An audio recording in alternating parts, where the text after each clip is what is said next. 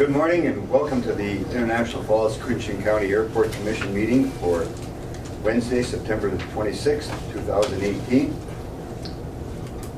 Begin the meeting with anyone that has public comment for the airport that's not on the agenda. Cliff, I don't know if you'd like to make any opening remarks this morning or share anything with us. Cliff is with the TSA, as all of Minnesota operations, about 850 employees working with you. Yeah. Well, thank you, Mayor, and thanks for the opportunity. I'll share what I did last night in the open house, and that's that as the head of the TSA for the great state of Minnesota, it's always good to be up here in International Falls. We have a great group of employees here, and they love their new terminal. Like I said last night, I really like the old terminal, but I love the new terminal. And from a security perspective, the new facility, both the public area, the security checkpoint, but also behind the scenes where we screen all the bags, it's always better for us to work in a well-lighted, spacious area where we can put our latest technology, the advanced imaging technology scanner, because terrorists in glossy English language magazines continue to say, don't fly out of the big airports, start your trip with an explosive in your bag in a small airport.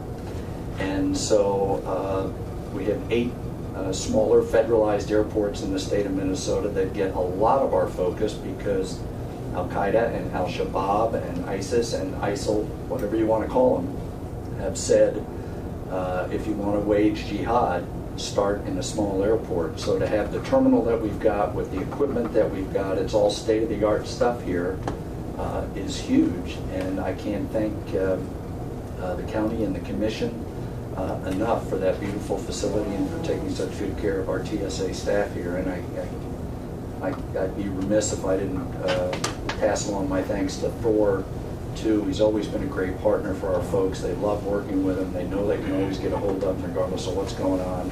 And the partnership here is as good as it is probably any place in the country, certainly as good as it is any place in our state. So thank you all very, very much. Thank you for your kind words. Oh, thank you. Thank you for your leadership of the TSA and the vigilance of the employees and staff that you have there. Thank you, sir. We keep our country safe. Thank you. Good to have you. Thank you for being here. Thanks. Move to the minutes of the August 22nd commission meeting. I'll move. Motion by Commissioner Lemon. Second. Second by Commissioner McBride. Discussion on the motion or the minutes? Hearing no discussion, place the question of the minutes before the commission. All those in favor of the motion to approve the minutes signify by saying aye. Aye. Those opposed, same sign. Motion is carried. Minutes are approved. Thank you. Go to the financial statement, and we have unpaid claims of $157,709.35. We have Phase 2 terminal project claims of $464,404.96. And if you'll note on page 4 and 5, those are claims that have already been paid under previous motions. And then we have the profit and loss statement and the balance sheet. Commission's pleasure with the unpaid claims and the financial statement. So move to approve payments. Motion by Commissioner McBride to approve payment of the claims and acceptance of the financial statement. Support. Second by Commissioner Nevin. Questions or discussions with regard to the claims or the financial statement? Right on page 1, Mr. Chair. Please. For Cliff, it is Northern Land Investigative Protective Service. So that's, you were correct. 5,000.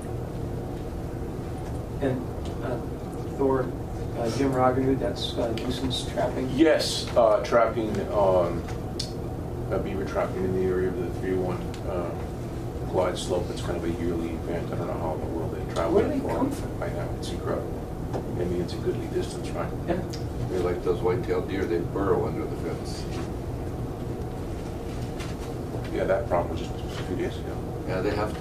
In fact, yesterday, I don't think it'll be on this billing cycle, but we hired Stevie wanted to do it there, a small backhoe and take it down. Reduce the water level. Just another day. They're Northland. Every day. Thank you. Further questions?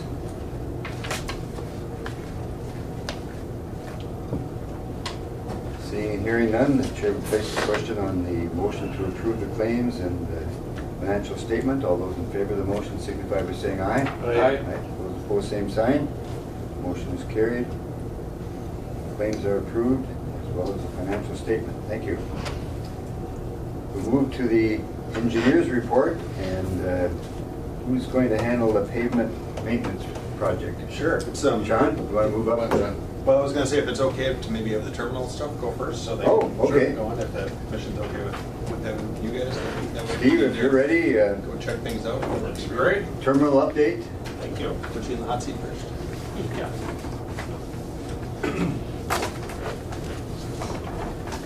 He wants us to warm up with you before we get home. Yep. Right. He needs more time to contemplate. I have a strategy over here. Well, good morning. Morning. Morning. You get me today. Rick is busy on site. He's unable to make it this morning here to give you his monthly update, so I'll do that for him. The structural steel is there this morning, so he's getting those fellas squared away and started on the steel erection, so that continues on, and we keep working towards the enclosure. So we do have, you know, if you've been out there and noticed, our precast exterior wall panels are up and stood. Now the steel goes in to support the roof structure. Chasing in after that, scheduled for next week, would be the wood glue-lam beams and things that carry the roof load, and then a few days after that, or maybe a week, what's called the SIPS panels, a structural insulated panel that is really your whole roof decking system and insulation all in one goes on. And then we'll keep chasing in more of the enclosure and the roofing systems and get that tied together so we're watertight before hopefully the snowballs start coming at us again. But we are making good progress. You know, it's been good. It took us a little bit to get here. We knew we had kind of the electrical of the vault and all of the transfer to do initially, and then tear down the old terminal. Yeah, we're making good progress now. So we're getting it closed and getting on the interiors. So after the roof decking, and then what is there, interior concrete work, flooring and that? Yeah. So we're, you know, maybe doing a little bit of the rough ends as we can, but now we need to stay out of the way of, you know, swinging steel and work overhead. So once we're at a safe position to come back inside, we'll get the underfloor plumbing and electrical systems roughed in, and then get concrete floor slabs poured. You know, then start working on interior framing, wall framing, sheetrock, you know, those kind of things, and work on those finishes. On the exterior side, our goal is to keep pushing hard to get the outside patched back, so concrete apron side, any sidewalks, so that it is usable as we are, you know, on track to get this thing done in March. So we're not going to have to wait until spring to get those things patched back, because it needs to be functional, egressable, open for folks to use, you know, come mid to late winter. So Steve, you believe that with the amended schedule we have now, that it could be finished by March or April? Time will tell. Right now, our schedule still is on track for the end of March. March 31, I believe, is still on, you know, everybody's radar for achieving a move-in, go-live date, if you will. We'll know certainly better as we work into the winter months to see if there's any snafus we're running into. But currently, this is a big piece of it to make sure the structure is on track and gets up so that we can start working on the inside. With that coming in now, I think we're in pretty good shape to meet that end of March deadline.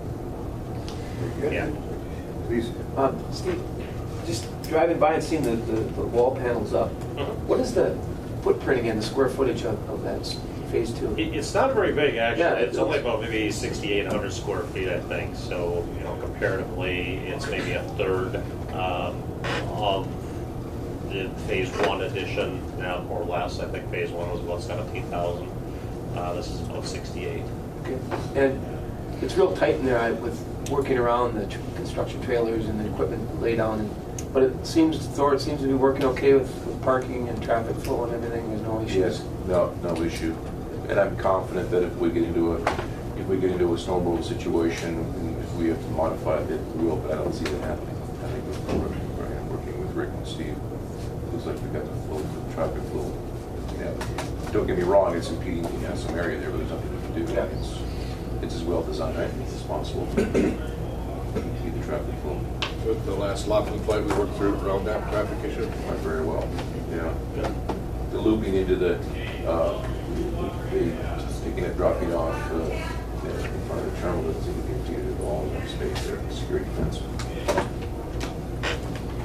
Yeah, if we reach a point that we could actually pull back a little bit, we'll certainly analyze that and see if we can, reduce our footprint, if you will, of what we need for fencing and staging areas and parking. But again, to remain safe and secure, so that we are keeping the airside as secure as it needs to be. We'll monitor that closely and work with Thor.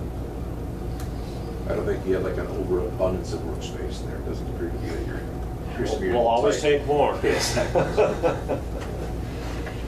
Yeah, it does get challenging at times, but yeah, that's construction. We've done it with less, obviously. So yeah, schedule-wise, things are on track moving forward. That's our next focus area now, is to get that site patched back before we lose our opportunity to get spent forward without causing lots of heating and sheltering. Is there one question? Chief, please. Do you foresee any problems with snow removal once the snow gets with construction? I had a lot of trepidation for phase 1, and I thought, wow, man, that's really going to be an issue, but it really turned out to be a non-issue again. And we've looked at this, and I think we're in good shape there. If it gets to a point that we can't, we'll talk to Steve. We'll move some fencing around some gates. Yeah, I think we'll continue with that same mode as last winter, or the winter before. We'll basically take care of the snow as we need within the fencing boundaries. We'll get it pushed out. Thor's folks and equipment take it from there. So, unless there's a large snowfall, then it may get a little more challenging. But, the normal 2, 3, 6, 8 inches are very capable of handling it and working through. So we just keep our fingers crossed on the weather here. Yeah, it's changed quickly, right? We went from about 91 degrees a week ago Sunday to, 36 or so this morning. You guys have frosted a couple of times. We got another hard freeze frost coming tomorrow or Friday. So it's that time. Cool and the long range forecast. Very interesting. Very extreme. Yeah, quite a change. So I'll kind of, any other questions on the schedule for now? We'll certainly keep you updated if, for any reason, that needs to push back, into April, but tentatively we're still on track for that end of March date. We'll kind of go through some cleanup items on phase 1. Terminal, we are continuing to whittle down the list of what we'll call punch list items from the original construction. I think we're down to a straggling few on our roofing leaks that we had experienced initially from maybe some snow and ice and then a couple of rain events early summer. We have not seen anything since, and as you're aware, from the last meeting, we were up, pulled apart a parapet wall on top of the entry canopy, and found some probable areas of where that initial snow and ice were probably working its way underneath that parapet cap and getting inside and dripping down at kind of the main entry door. So followed that, corrected it. We are still waiting on some final cosmetic caulking, I guess I'll say, that seams together metal panels that create that wall and parapet cap that goes over the canopy. And as soon as we have that caulk, we'll get that installed, and we'll see what happens this winter. You know, we had a lot of energy that comes down that main standing seam roof when there is a warm up in the spring, which is I think what happened, and we experienced that it all comes down towards that canopy. And there are roof drains on top of that that are meant to take and collect that, but it's freezing, thawing, you know. So Thor's the only one I trust because it said right from the beginning, that's probably not going to work. I guess the question I have is, we're not going to require heat then for now? no, we are. We may try a low-cost test, you know, scenario that would be a couple $100 heat tape thing, just to see if that may do what we think it will help, certainly, and alleviate. Every building is a little bit of a test, as you will, as it goes into any environment, and it's sort of a live thing, right? That you just have to kind of see how it's going to react. And yes, we've got a design that you know, raises an eyebrow maybe with that snow shed and watershed coming down to an inverted canopy roof, but I think the design is in place to handle that. It's really just taking care of the snowpack buildup against those sidewalls where the canopy kind of comes back onto the main roof. And we want to make sure that melts and channels down off of that and doesn't continue to cause problems now or in the future. So if that is a solvable thing with some heat tape, we'll come back with that recommendation later, and we want to see how it may function on a low-cost option first.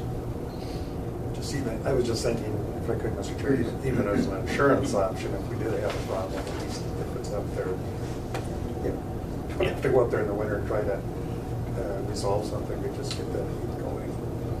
Yeah, and that's really the point. You shouldn't have to be on that roof doing, you know, manual removal, ice chopping, anything like that. You know, so we'll see how that works. If we get it, the notion of having to do that and paying that additional operational cost is not very favorable. So we'll see how it works without it for a little bit, and if we have to have it, you know, we'll have it in place maybe. We won't turn it on, we'll just kind of see how it works, and then if we have to turn it on, we'll do that to do a test. Well, we've had about 2.5 inches of rain the last 10 days. I've not heard of any leaking. Yeah, I think period, so. Terry Marty with Range Cornice Roofing was fairly confident that on the rain events that were experienced early summer, on the high part of the roof, there was a section that he thought was suspect on some caulking on the trim piece up there that he redid, and felt that was the issue of that driving rain getting underneath that cap, working its way underneath the standing seam and coming down. And then it dripped in a couple of spots right in front of, I think, the doorway coming off of the boarding ramp area. So we'll keep our fingers on that, get that buttoned back and see how the roof issue goes. Asphalt, we are still recommending holding the remaining retention dollars on Bowman asphalt. We've tried several times to get a hold of Carl, to no avail. So right now we still have that area on the southeast side of the terminal that is, you can't really get machinery in and around some of the mechanical equipment that's there, so it's placed by hand and packed in. We still think that needs a little attention. That's why we continue to hold their dollars. We do have KGM contractors there today out of Angora, taking a look at that to see if they've got any thoughts. That I'll see if they can heat it up with some infrared equipment and push some fine sands in it. Maybe do steel seal coat. I'll get their input. They are on site to take care of an asphalt trench that we need patched back. That as we redid the electrical, upgraded the electrical service to the FBO side, Dora was asking if any way possible to get asphalt patched. Let's do that. So we found KGM. They were kind enough to come up and do that. So that's happening today. Please. Well, as far as the Bowman contract, I mean, if they've been contacted and they're not responding, I think we should just, because it is getting cold, we should just move forward if KGM can do it, and we'll deal with it later. Because there's no sense in waiting until it's cold, and then we're not gonna have a good job anyway. And we've had some experience on this, so I just think we should move forward. And I believe Bowman may be out of town. Construction crews may not be here. That could be. But that's not any reason not to respond. No, it's not. So I will try Carl again, and once I have some input from KGM, if they have any equipment here, because they've got some other work in town that they're working on, some patch and repairs. So if they got some heating equipment that can warm that asphalt up and take care of it, I'll get a quote from them, see what it amounts to. Hopefully it wouldn't exceed what you're holding in The whole retention, package. which is only a couple $1,000s, I think, at this point for Bowman. But then we would have to write a letter to them saying this is what the commission wishes to do, and get them to agree to that. I'm guessing he wants to walk away, right? I would think. Catch basins and the larger rock should be done at this point, so Excellent. let's hope that's in place now and it works well for you this winter on some of the snow and brooming of that removal. Gate lounge speakers, we're continuing to look for, I think, Nate, the electrical engineer, is looking for just a standalone system, not unlike what Holly uses, I think, now. She kind of puts it on the other end, but maybe not quite so mobile. We'll look at mounting some speakers, I think, on top of the TV stand. And there's wiring and data there that we should be able to hook up to a microphone back on the main kiosk, the secure gate lounge side. That's all she really cares about is that side. Doesn't really need anything for the non-secure side. So Nate's on that. As soon as he finds the right thing, he'll get us information, and we'll get the price together to forward to you and see if you wish to proceed with that.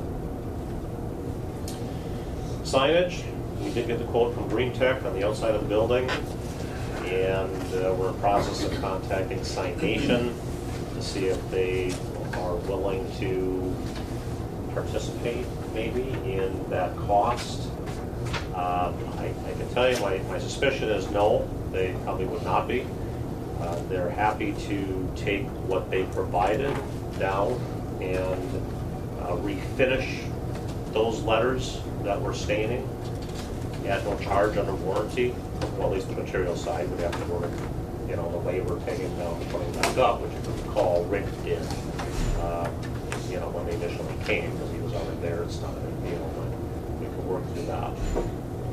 That's what they currently offer, so to ask them to cost share maybe in the $3,800 Green Tech quote, we'll do the ask, but I suspect they're going to come back and say no. And then your decision will be if you want those letters to match the same type of stainless steel finish that Green Tech had used on the upper portion.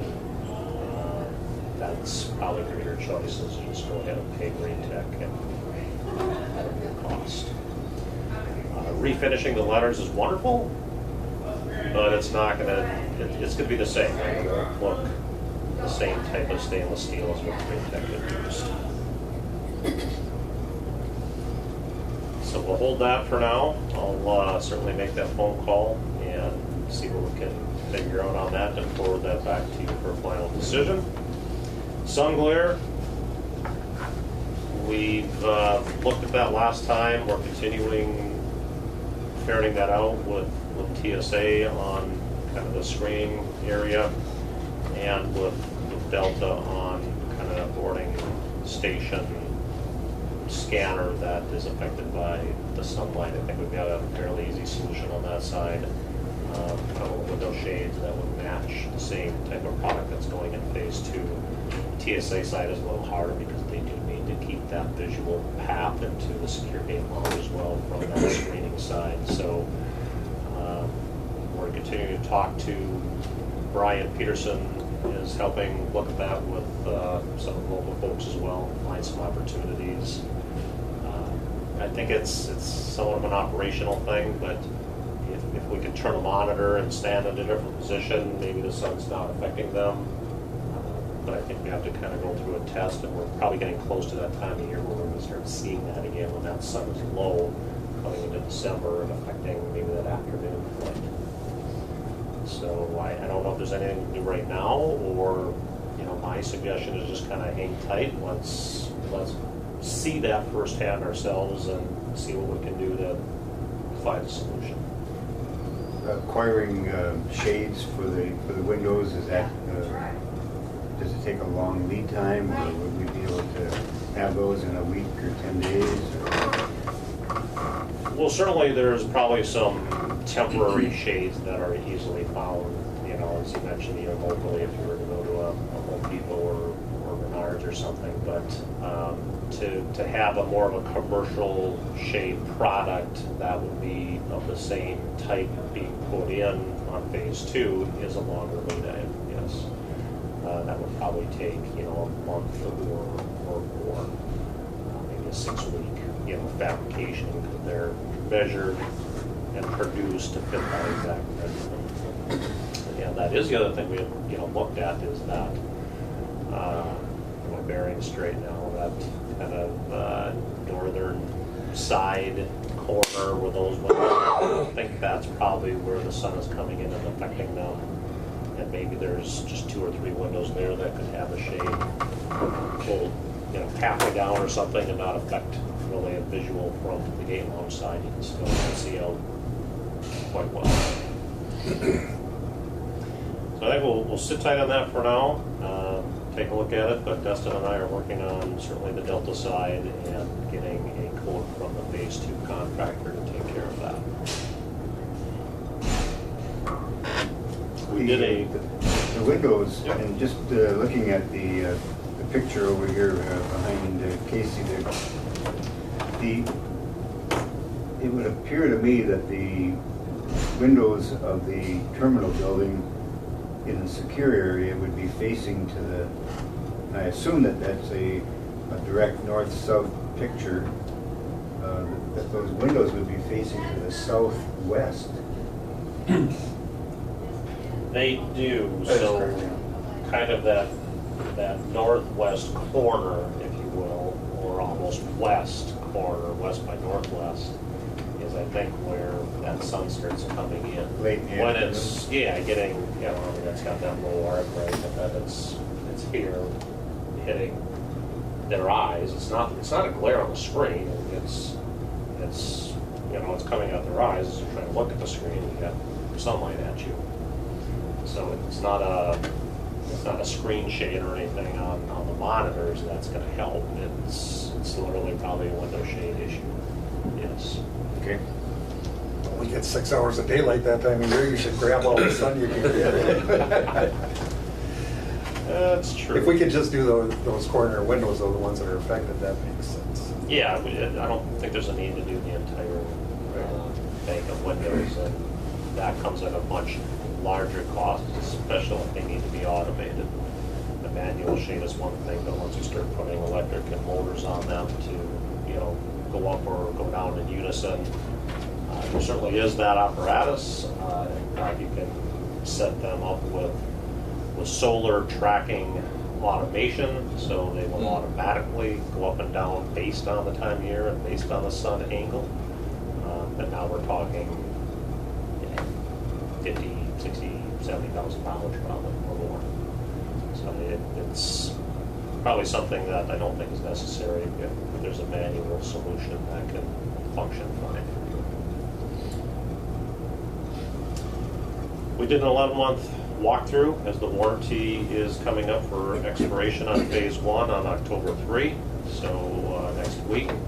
But we've got all of the the notes and the pictures and things that we took on our walkabout a couple weeks ago, that is out now to the contractors to get those things taken care of. So they're notified, they're aware.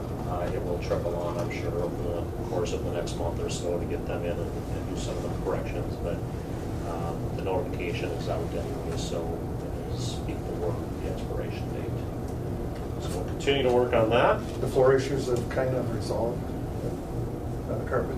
Carpet is done, absolutely, yeah. In fact, I like that product better than what was in there.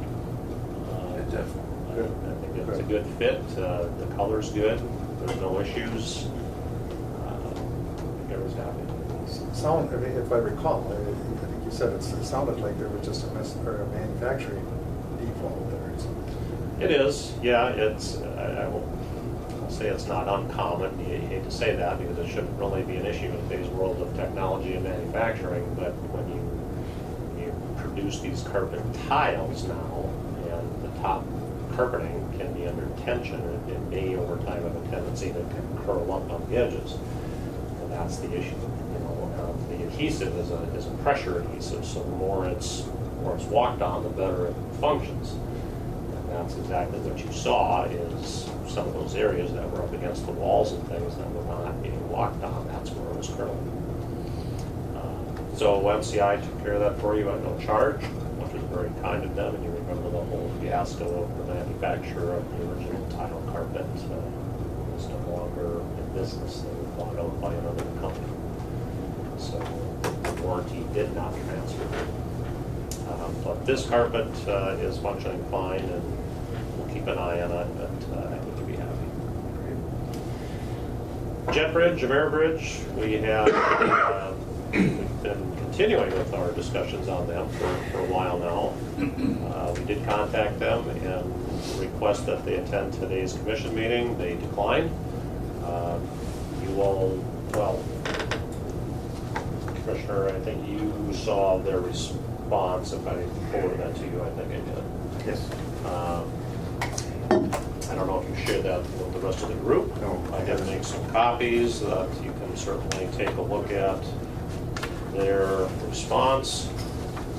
They believe they have went above and beyond their obligation contractually. They addressed that within their response here to the email. They did add some heat tape on the rotunda area to combat your 737 flights and the higher angle of the jet bridge to service those. We won't really know, I think, truly how that functions until we get into a winter month that can experience that, but they did, at the time of installation, do, I think, together with Jake O'Leary on site, about 1,000 or 1,500 gallon water test, and said it was just fine. So, summer mode, it is okay. We'll take a look and see how that operates now in the winter. But the other corrections, they did come back and take a look at the leveling. I think worked with the local crews to, continue to show them some tricks of the unit, if you will, and what to watch for and how to measure and make sure we're understanding racking correctly. I will admit, every issue that we've had, they've attended to. They've looked into it, they've responded, they've been up here, maybe not as quickly as we have often liked, but they've at least addressed the issues. So they continue to do that. They want to, I've asked them to see if post-warranty now what happens when, you get an item that maybe Jake or Larry or crew are uncomfortable with. The new response. He is trying to find somebody maybe in the Minneapolis market that can come up and service that. The folks that we had reached out to previously, I think, don't want to take that. I don't know if it's just they're busy. Bedford and Minneapolis. Yeah, so they're continuing to find somebody hopefully that would offer that post-warranty contract for you if you wish to have them, ready to go should there be an event that you need to get them on quickly instead of Marybridge coming from Indianapolis. The Marybridge said they're certainly happy to do that if we're unable to find anybody that could attend to that. So they believe they're done. They've completed the work. They would like to be paid the remaining retention dollars owed to them. I think we talked maybe at the last meeting, maybe we'll hold on for a couple of months, get into, did you have a November flight going to Auckland maybe? Yes, November 3rd. They're coming returning the 7th, correct? If we happen to have any snow or build up on top of the jet bridge at that time, it would be a good test. That's the only thing I could really see holding some dollars for, is to see how it might function there. But I suspect you're not really going to know until if there's more of a late winter flight that would do the same similar thing that happened last year. So that's what they're asking for. The commission's decision would be to pay them now.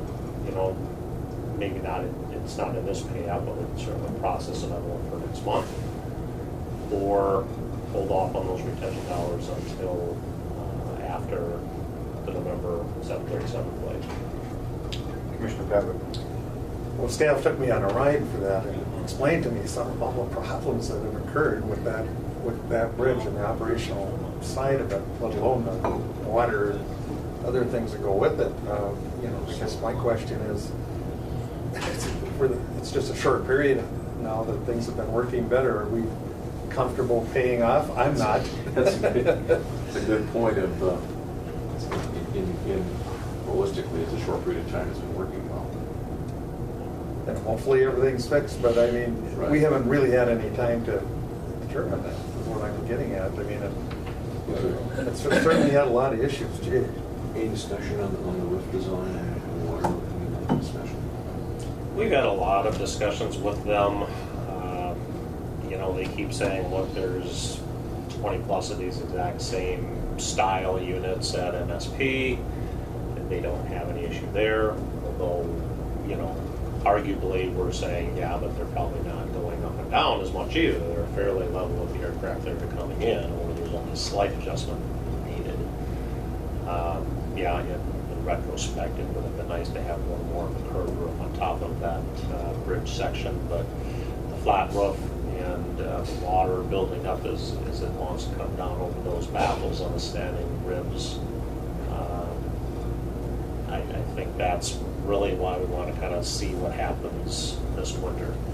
If that heat tape is going to take care of that back draining,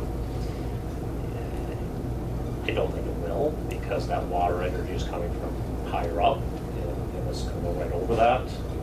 It'll certainly help on that area throughout the winter, but it's the buildup upstream that it's not going to be able to combat that quickly, because we're going to do it, you know, and it's going to start running down. And if I could, and again, we're paying for remedies that cost the airport commission money, the heat and running all that, for what is essentially a design flaw, in my opinion, because it is a flat bridge. I mean, obviously, that situation, there should have been a different design for that waterfront. I mean, to me, that's frustrating. It is. It is. I think there was really two issues. One, the unit getting out of level. Yes. And I'm not sure that it was the unit's problem as much as maybe learning to operate it. I think the technicians that have been here had staff bring things to a stop and then start the next move, and that seemed to cure, I think, this jerking and having it get out of level. And so we haven't seen that now at all. We have last month, 4 weeks. And did they replace a couple of pieces on the jet bridge also? Major components. Okay. Yeah, there was the shaft, I think, drive inside of one of the vertical motors that had to be replaced, if I remember right. That had bent because of a hard hit, whatever that means. I'm not sure really how it got bent and damaged internally, obviously in operation somehow, but I think that's what they wanted to focus on. Let's make sure we're operating it correctly. They took a lot of time, I think, to help, show and teach, if you will, the staff that are using it daily what to do and what not to do. So I suspect that that part is going to be okay now. It really kind of comes down to this rub issue, and my backyard mechanic mind just keeps telling me a series, and it doesn't have to be the whole section, but if you put up a half dozen taller baffles, that's probably going to help it on that, potential 1 or 2 flights a year that may cause that problem. It's going to either be that, or it becomes more of a maintenance issue to take that ice off of the top of that unit, which the airport staff shouldn't have to do. It's not what you bargained. Well, I guess to the, that they're owed $21,000 or $22,000. Do we want to make some payment to them for some of what they have done, but still retain? And that, when I say that, I'm thinking that maybe we pay them $10,000 and do that at the next meeting, and then that would put us into well into November. And by then we should have some snow and see what other issues, if there are other issues. We can even try. I mean, if we see, the right conditions, if there's some snow on there and, it's been freezing and melting a little bit with some of the, daily warm-ups, we can certainly try a test, in December or something, if we see the right day. Well, let's just raise that thing up and see what happens. We don't need to wait for a flight. That'd probably be the wrong time to find out. But I think there is some active trial and error that we can attempt to see how that'll function. I think that's a good notion to, maybe look at a 50% reduction in retention dollars you want to hold in today. If we are going to add, a couple more rib baffles, if you will, maybe it's a few $1,000s to do that. It's certainly not 20. So I think you'd be safe at that 50% reduction at the next payout. Mr. McBride. I think as long as we have some retainage, we keep them engaged. If we pay them off, they're gone. Yeah. And I don't know if maybe holding the whole works until mid-November, but I don't want to also incur legal issues, Right. even though last month I think we made a motion to threaten that night. But I have no problem with holding until November. I'm sure we should have a good idea then. But, I think they pretty much told us they're done. Yeah. So. Yeah, I would continue on that in that mode. If I think that's a nice, meet halfway. Let's just see one more time how it goes early winter. Let them push the legal envelope if they wish to. It's a warranty item, so technically under warranty items, it's questionable on should you be holding those dollars. That's what a warranty is for. They should be up to take care of that. And if for some reason they balk at that, then legally you have those rights. But yeah, let them push that envelope. And I'll certainly have that discussion with them and keep our eye on it, certainly in winter, and see if we do some tests. Because I believe if we do have some retainage, if we should have to get in any legal issues, we have more grounds. But if we pay them off, then we're essentially telling them we're satisfied. Right. So. Yes. Yeah, and there's been issues, so Absolutely. you've certainly been in the right to hold those dollars thus far. There's been a chronology of Yeah. events. But they want to see this succeed as well. They do. They want to use this obviously as another installation that everything is different and different positions in the states that they have these, or even into Canada. I think they have 1 or 2. I thought, but they certainly want to see this succeed. All right, we'll move forward with that plan then. Okay, I will contact them. Have we been getting the change orders to Tracy now? We did.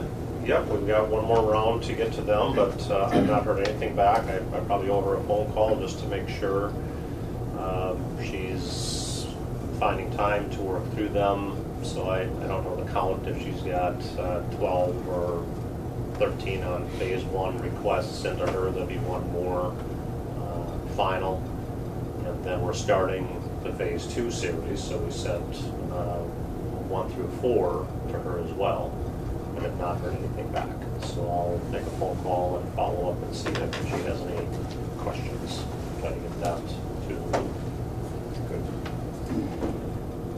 The only other thing I really have is maybe on phase 2. We talked about the asphalters KGM being there today. That was one of the change orders that you had processed last month on the electrical side. It did not include anything for the patch back of the trench at that time. We were needing to find an asphalter preferably, which we've done. So KGM is there to do that. I believe it's a $3,600 quote that they've given us to come up and do that. My suggestion is just to have them bill the commission direct and you pay them direct. But certainly we'll keep it as part of, the phase 2 project. That's what it is for. It's just that we don't have anybody in a contract because there was no asphalt required on phase 2. That would be the best instead of assigning it to, I don't know, the electrician or somebody that's just mark it up more. So if you're comfortable with that, we'll have KGM bill you direct as soon as they get that completed here today. Good. That's all I've got. Okay, further questions? Kind of an expert on Highway 71, he drives it so much. The roads were good today. I Question got by a little moisture last night, actually, the further north of Big Falls. The roads were a little wet. Just one quick question, Steve. On the demolition, the contractor did that, was that all landfill, or did they get some salvage right out of some of that stuff? Yeah, there was probably some salvageable things that were within that. That were within the contract for them? Yeah, ultimately, as they bid the project, we said there's certain contents that they should be working together with you and Thor to see if you, first right of salvage, if you will. And some of those things certainly were turned over. But there's other things that, it just kind of becomes theirs. They build that into their bid price if they think they can make 10 grand off of sellable things that they salvage. That's great. But otherwise, a lot of it went to the landfill. Yeah, it's not, most of the time it's not worth the exercise unless to go through all that. Yeah, generator, I think, was one that we wanted to certainly grab. Right. Some of the other, things that you certainly wanted, whether it was furnishings, mechanical equipment, I think for the most part was tired and old, and that just got bled out and sent to the metal scrap yard. I think even some of the roofing metal panels that could be salvaged. Yeah, they could have. There were certainly some of those, even on the newer, temporary additions they put up the bank handling. That was brand new product that, by all means, that would work probably good for somebody's hunting shack, I would imagine. With garage doors. All right, no further questions. Thank you, Steve. You're welcome. Thank you. Keep that phase 2 going. We will see you in a month. All righty, thank you. Thank you, Steve. Welcome. Architect, did you have anything that you wanted to? No, I mean, if you have any questions, happy to discuss, but no reports. Okay, thank you. All right, Tom and Casey, engineers report. We created a little memo just to put some thoughts to the agenda items as we go through it. So I'll pass these around. One thing nice about SCH, they contribute to the paper industry. We do our best.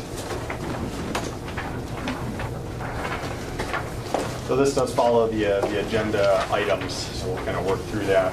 We'll talk about all the items and the information that's in the memo is more just for the record and for your review later on. Starting off with the 2018 pavement maintenance project. Again, this project, just for everybody's recollection, is mainly tie-down repair in the general aviation apron area.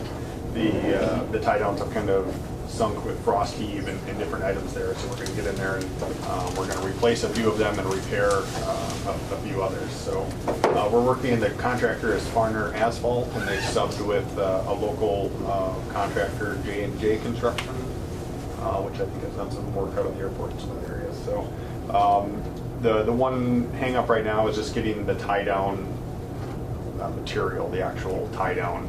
Apparently they're hard to come by and require a little bit of lead time. So I think we're looking at, I have October 1st in here. I just got an email yesterday. It might be closer to October 8th when we get those. So the tie down repair is one portion, and then there's some crack sealing work that will happen soon thereafter. And the crack sealing is going to happen afterwards because we want to make sure we seal all the repairs that we do. We think that the intrusion of water is causing a lot of the trouble of the movement. So that's kind of our plan for there. So no work has been done yet, just a little bit of site investigation with the contractors. Questions? Good. Thank you.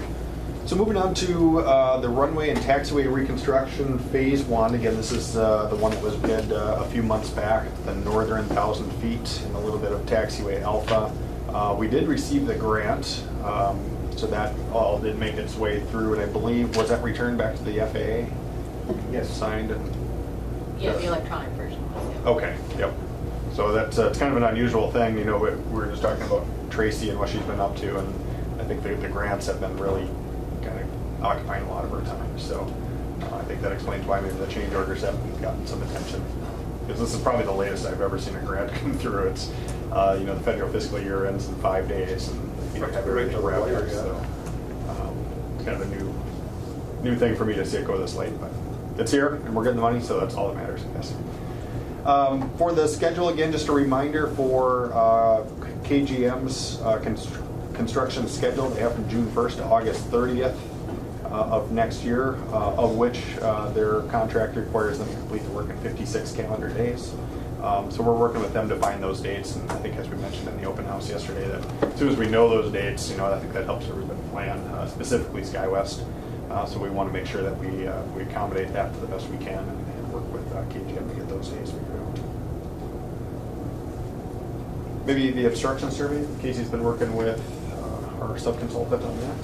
Yeah, so we did the obstruction survey. If you remember, that's a survey that's done with kind of LiDAR technology from an aircraft. The FAA has very strict standards on how and when we collect that data, and they are very picky about there not being any change in color in the leaves in any of the imagery that's processed. So we were able to sneak it in. It was early September, maybe even very late August, I don't remember. So that's really good news that we were able to get that. Martinez was really great to work with to kind of sneak us into their workflow up here, knowing that the color change was coming soon. So we have all of that. They're processing all the imagery data to get us, we'll end up with, we get a point file that has tree top point elevation, and then we can kind of create a 3D surface for the top of the tree canopy. So we're waiting on that data, and then we'll use that for kind of two purposes. One, to better evaluate the obstructions to the existing runway, so we know in later phases what types and what quantities and areas of obstruction removal we need to do.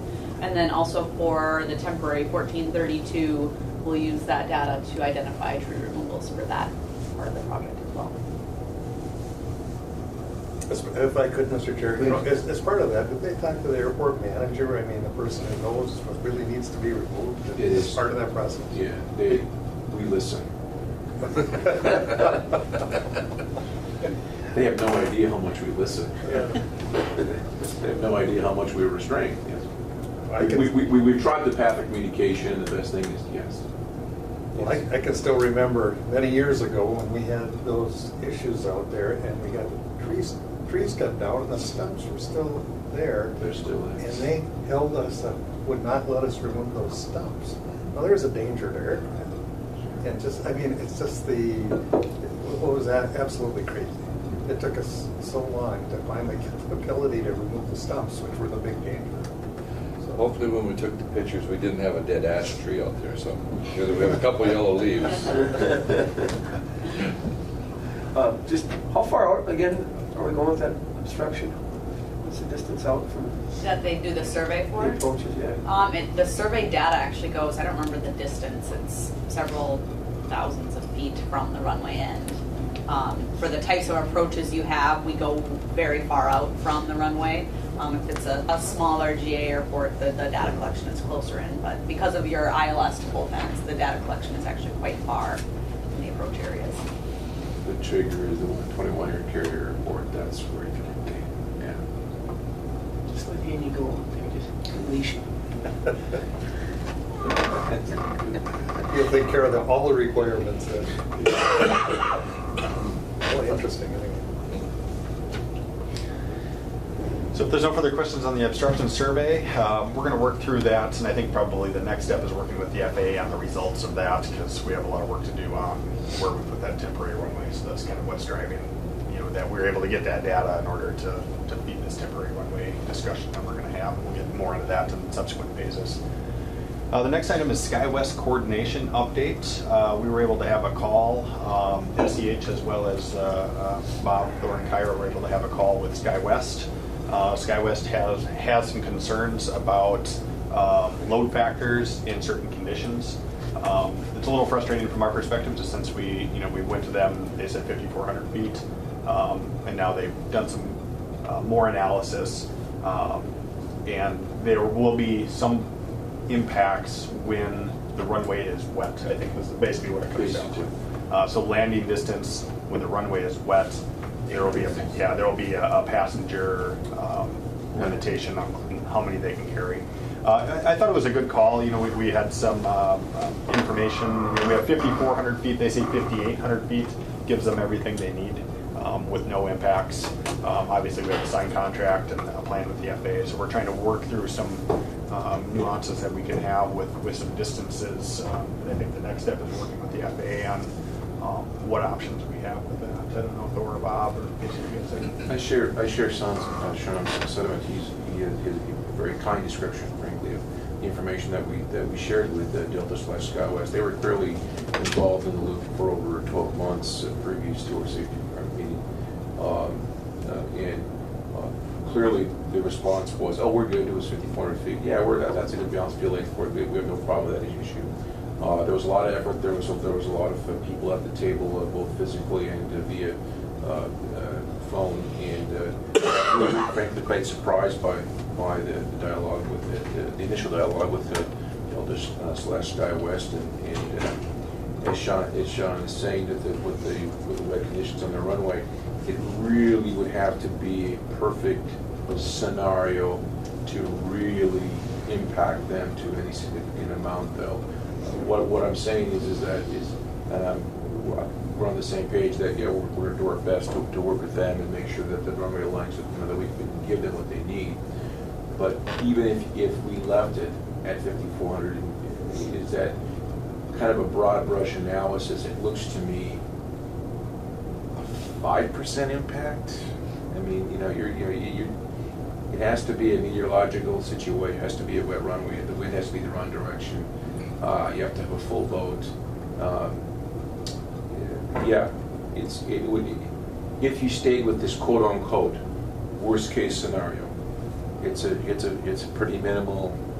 Is that fair? I mean, the stars got to line up to really affect them. Correct. Yeah, the SkyWest shared 15 to 20% of an impact. I think that's on the high end. Obviously, it depends what kind of a rainy season there you can go. Is 10 a good number? Yeah, I would say so. And I'm being very honest. I'm not skewing or you. We're just saying I think factual. Kind of look at the And it depends too on the load factors of the flights. It's they're saying it might be a say a 2 to 10 passenger impact on what they can take for a number of passengers, depending on all those factors of weather and the wet runway and all of that. So if it is a time with an impact, is it also on a day where the flight's even sold out? If you look at your enplanement numbers, and depending on where construction shifts in that window, traditionally June, you're not filling the planes as much as July and August, so construction was, pushed to the front. You might have a more likelihood of a wet runway, but you have a less likelihood of a full plane. So it's balancing all of those different options and pros and cons. It's hard to predict the future of what the situations will be. And could that change mid-flight? Boy, they'd be planning accordingly, though, for what they're going to do. Yeah, I mean, it's definitely possible, that they'll have, in-flight, changes in runway condition that would affect their landing ability, but they also have a vested interest in making sure the aircraft gets here, so I think they would play that conservatively. Have we played the 5,800 feet with the FAA at all? We were trying to schedule a meeting with the FAA, and the closest we can get is October 9th. Is to get everybody together. So we're once we get to the meeting updates, we're going to have another one of our progress meetings, and that'll be one of the agenda items. What the FAA allows, which we don't have in our contract with that, allows is to have a shorter distance before the threshold for landing aircraft when you have a temporary visual glide slope. So we have a relocated PAPI, temporary precision approach path indicator, that might allow us to lengthen the landing distance available as part of the way we put it. So there's a lot of hurdles that we'd have to jump through with that. Most importantly, setting up the visual approach path guidance, and then getting that approved by the FAA prior to construction. So I think that's probably even PEPI wouldn't give you 400 feet though. I think it would from only one direction. Oh, So it's only when the that's another winds, part of the yeah, equation. it only solves from one direction. Yeah, and I think, the problem, the concern is more with phase one, because it's already been bid and you have a grant that describes exactly what it is. We can't take some of the project off. We have a lot of flexibility in the later phases to meet their needs. With the temporary runway, 5,800 feet shouldn't be a problem. We have plenty of time to accommodate and plan for that in our alternatives. So I think the later phases, we have a lot of ability to meet, 5,800 or whatever their need is. It's just this phase one that's a little bit more challenging. All right, more to come on that one. It only affects arrivals, not departures, correct? Correct. No, that would be balanced for like the budget too. Yeah, they have to be. It depends on what they use for an alternative, I suppose. So how much they come out of here?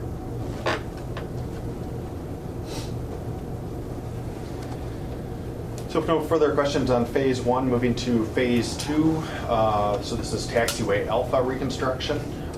As you remember, previous to the grant submittal, we were able to get the design for phase two included in that grant request, which was very good because now we can just keep moving right along and answer a lot of the questions and not the end of the gun when we bid phase two next year. Notably, there's some geotechnical borings being completed out in the taxiway right now. So we're out there completing the pavement investigation. We have an SEH person out there right now, and he's reporting some unusual things where it's 4 inches in some places and 16 inches in others. So it's a valuable investigation that we're going through. And I think, as far as I know, the Braun Intertech is doing the boring investigation. It seems like things are going pretty smoothly with operations. Very well. There's a NOTAM in place, and aircraft are able to maneuver around. So we're there, and they're going to wrap up today. I think at 2 o'clock is our goal there. Moving on to the weather balloon launch facility relocation. I think, again, with that meeting with the FAA, they would like to kind of restart this discussion and kind of keep that process moving on, working with the National Weather Service on relocating that facility. So I think if we could take a moment just to talk about the different locations that we showed a few months back. I think the FAA is kind of looking for a preferred alternative from the commission. So I don't know. Bob and Thor, we talked a little bit about it at that last meeting. If you guys have any thoughts or anything?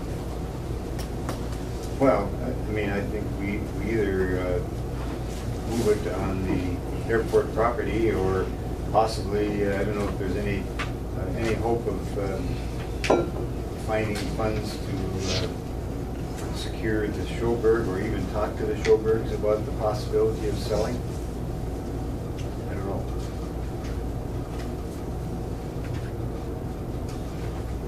That would be a good location for that balloon launch to move across.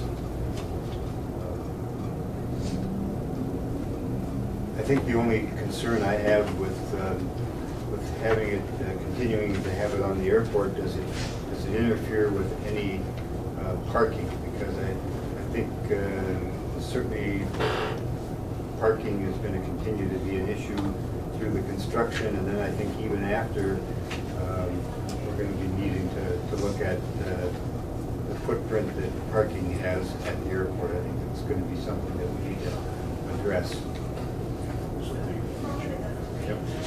In kind of reviewing the situation, what's interesting about it is that the building where it's almost it's so close on the safety zone, 74 feet. Something like that, yeah. It's very close.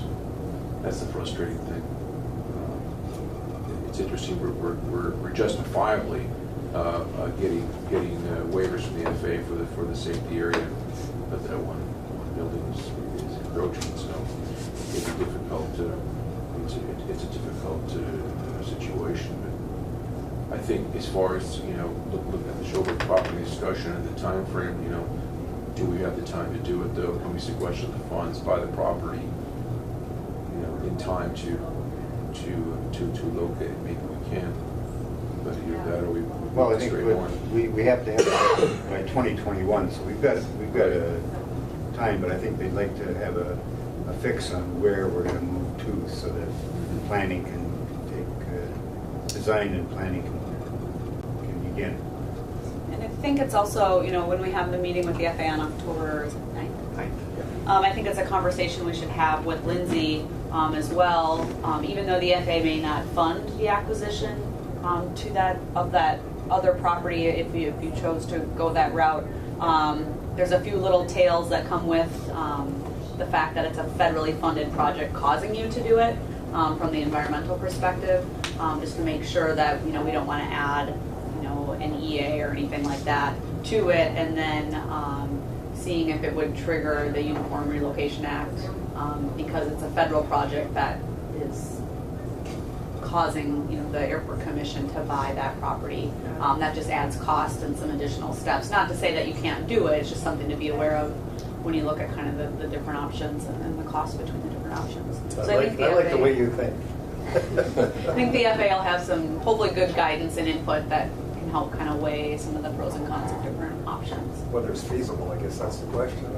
If it is, that'll be the time to pursue it. So.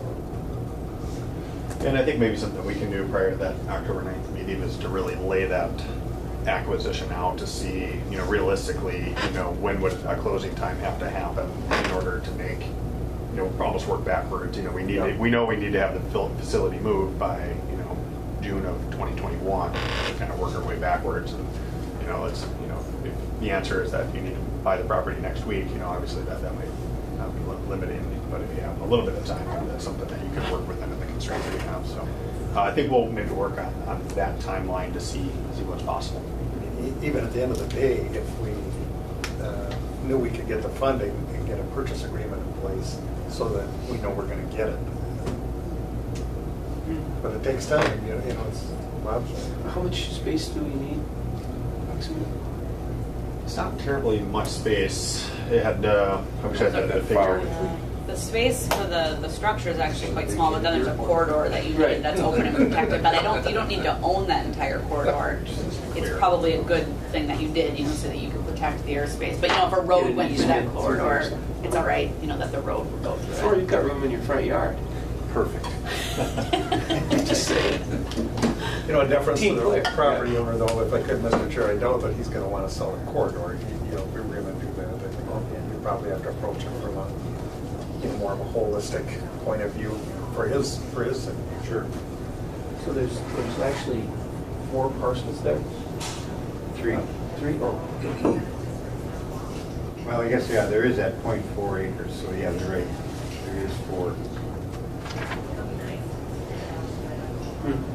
And then that's right, to remind me that there could be moving costs that would be included. That might be added on there too. Yeah, the portion we would need is where it just happens, that's where the buildings are. So, Yes. so that's the issue there. But I still think and that would be the time to look at it. I think Bob's right, we got till 2021, which isn't a lot of time, but we can follow up on some of the next cases we got in front of it. Certainly worth looking at. For the future, that makes the most sense, there's no question. We'll definitely do the analysis. Thank you again for being with us. Thank you for being here. Pleasure being with you last night and again today. Look forward to working with Really you. appreciate it. Thank you. All right. We'll leave it. Thank you. Bye now. Travel safe. All right, so you'll just see what the discussion is on the 9th, Yeah. and then we'll have to make a decision here in the next probably month or two. Tim, I think that's accurate. And, you know, I think the remaining 2 sites, which is essentially, you know, just further, would be north and east from the existing site, just kind of moving it out of that safety area and then moving it a little bit further down the taxiway. You know, I think they both have their merits, their pluses and minuses. So, you know, I think that would be the secondary question. If you had, and that's kind of the fallback plan. If we had to pick one of those, would there be a preference on keeping it closer to the building area, closer to the apron, or moving it further down out of the way to potentially accommodate future growth? Our Bob's concerned about the future growth of taxi. Wetlands. Yeah, and I think, you know, we can take and get a road off County Road 108. It's easy there. I think they generally drive from the terminal building Yes. over to the balloon launch every time anyway, so if they have to drive a couple hundred more feet, it's not going to be, The ladies walk, the men drive. okay. All right. A separate, you know, if it comes to that, a separate entrance would make more sense. So Sure. it separates the operations. And then National Weather Service pays commission the lease for that real estate, correct? And Yep. All right, enough there? Sure. That's all we have there. Temporary runway alternatives. Again, that's tied with that AGIS survey, so we're able to get the obstruction data. Again, this will be a topic that we're going to discuss with the FAA on October 9th. But now that we're getting the data, we're getting the pieces, we have to place the runway ends in specific locations. And what that drives is the instrument approach creation. That takes 2 years to do. So we're trying to lead that as much as we can, get everything. For those that were able to join us on the SRM panel with the FAA, Flight Procedures branch of the FAA has been very supportive of working with us to, you know, find the best place for that to help creation of the instrument approach procedures. Finally, No doubt that utilizing the taxiway as runway 1432 is going to, I think, save this airport. I think to disrupt Absolutely. the summer schedule for 75 to 90 days, we would lose, Yep. So, and once you lose them, it's hard to get them back. that's right, then you really work. So this is a big piece, so thank you. and then finally for the phase 2, the supplemental appropriation. So just a recap on that. That was the special money that Congress authorized the airports, I guess it would be to the FAA, is $1 billion to be distributed over the 50 states. It requires a letter to be written to request that money. The latest correspondence we heard from the FAA is October 13th, so we're tracking that deadline. We'll help you with correspondence on officially asking for funding support from the supplemental appropriation. I don't know, Casey, do you have anything to add from what the FAA is? Yeah, it's more of it's not a grant application per se, it's like a letter of interest letter. You know, they want you to basically state your case as to, this is for spending money in 2019, so next year. Just saying, hey, we have a project, here's what it is, here's why it's important, here's why we think you should support it. And they'll collect all of those letters and use that to kind of weed out and figure out who they want to use that money on. You know, I think kind of reading between the lines, a lot of the money has been already spent on 2018 projects. I still feel like we're hearing kind of inklings that there might be another supplemental appropriation, which is I think what these letters are probably going to pull more from that second round if there is one. So that's kind of what we've heard on the side from some people at the FAA is they're thinking there might be another one, so they're kind of trying to line people up for that next one. They need the letter for justification when they make Yep, the decision. yep. So do we need to put a dollar figure in, what would you be requesting? I think we just put our estimate. An estimate? That we've already developed. And then, I think all of the information that you already have in the temp and all of that planning work, all the information's there to put all that into a letter. So the BFA has all of that, so The master plan you're for in a the good runway. place for Yeah, I think having all of that. So we need a motion to ask Send a letter. yes. SEH to prepare a letter and then submit it to chairman for signature. Absolutely. I move. Motion by Commissioner McBride, second by Commissioner Devonen. Discussion? I was just looking at all the good work the team has done in planning that puts us in a good position. Yeah, that temp was very, very key to the success of this. And I think that runways still have a high priority, or will have very high priority in the supplemental funding. So I think that puts us in a good position to seize that. And I believe the temp document really spells the story about why this, it's not just a pavement project. I mean, you're maintaining the air surface. It's kind of the whole story, which I think goes a long way in that narrative. Good. And we include the international designation of the airport also. That piece. All right. Further discussion? Sure. You want to do the public? Sure, just a quick, Oh, I'm sorry. No, a question, all those in favor of that motion to send that letter before October 13th, signify by saying aye. Aye. Those opposed, motion is carried. Thank you. All right.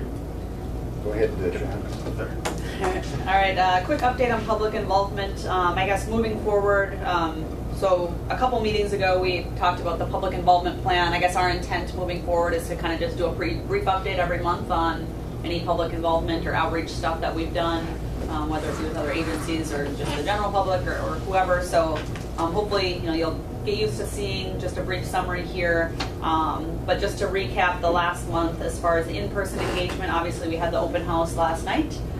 That was well attended. Kyra did advertise it in the local paper, I believe on the radio as well, and then sent out personal invitations to different stakeholders and businesses and community members. So hopefully that helped to get the word out. I have, When you have those type of things, you don't really know what's going to Right. happen. But I thought it was well attended by some very key people last night. It was.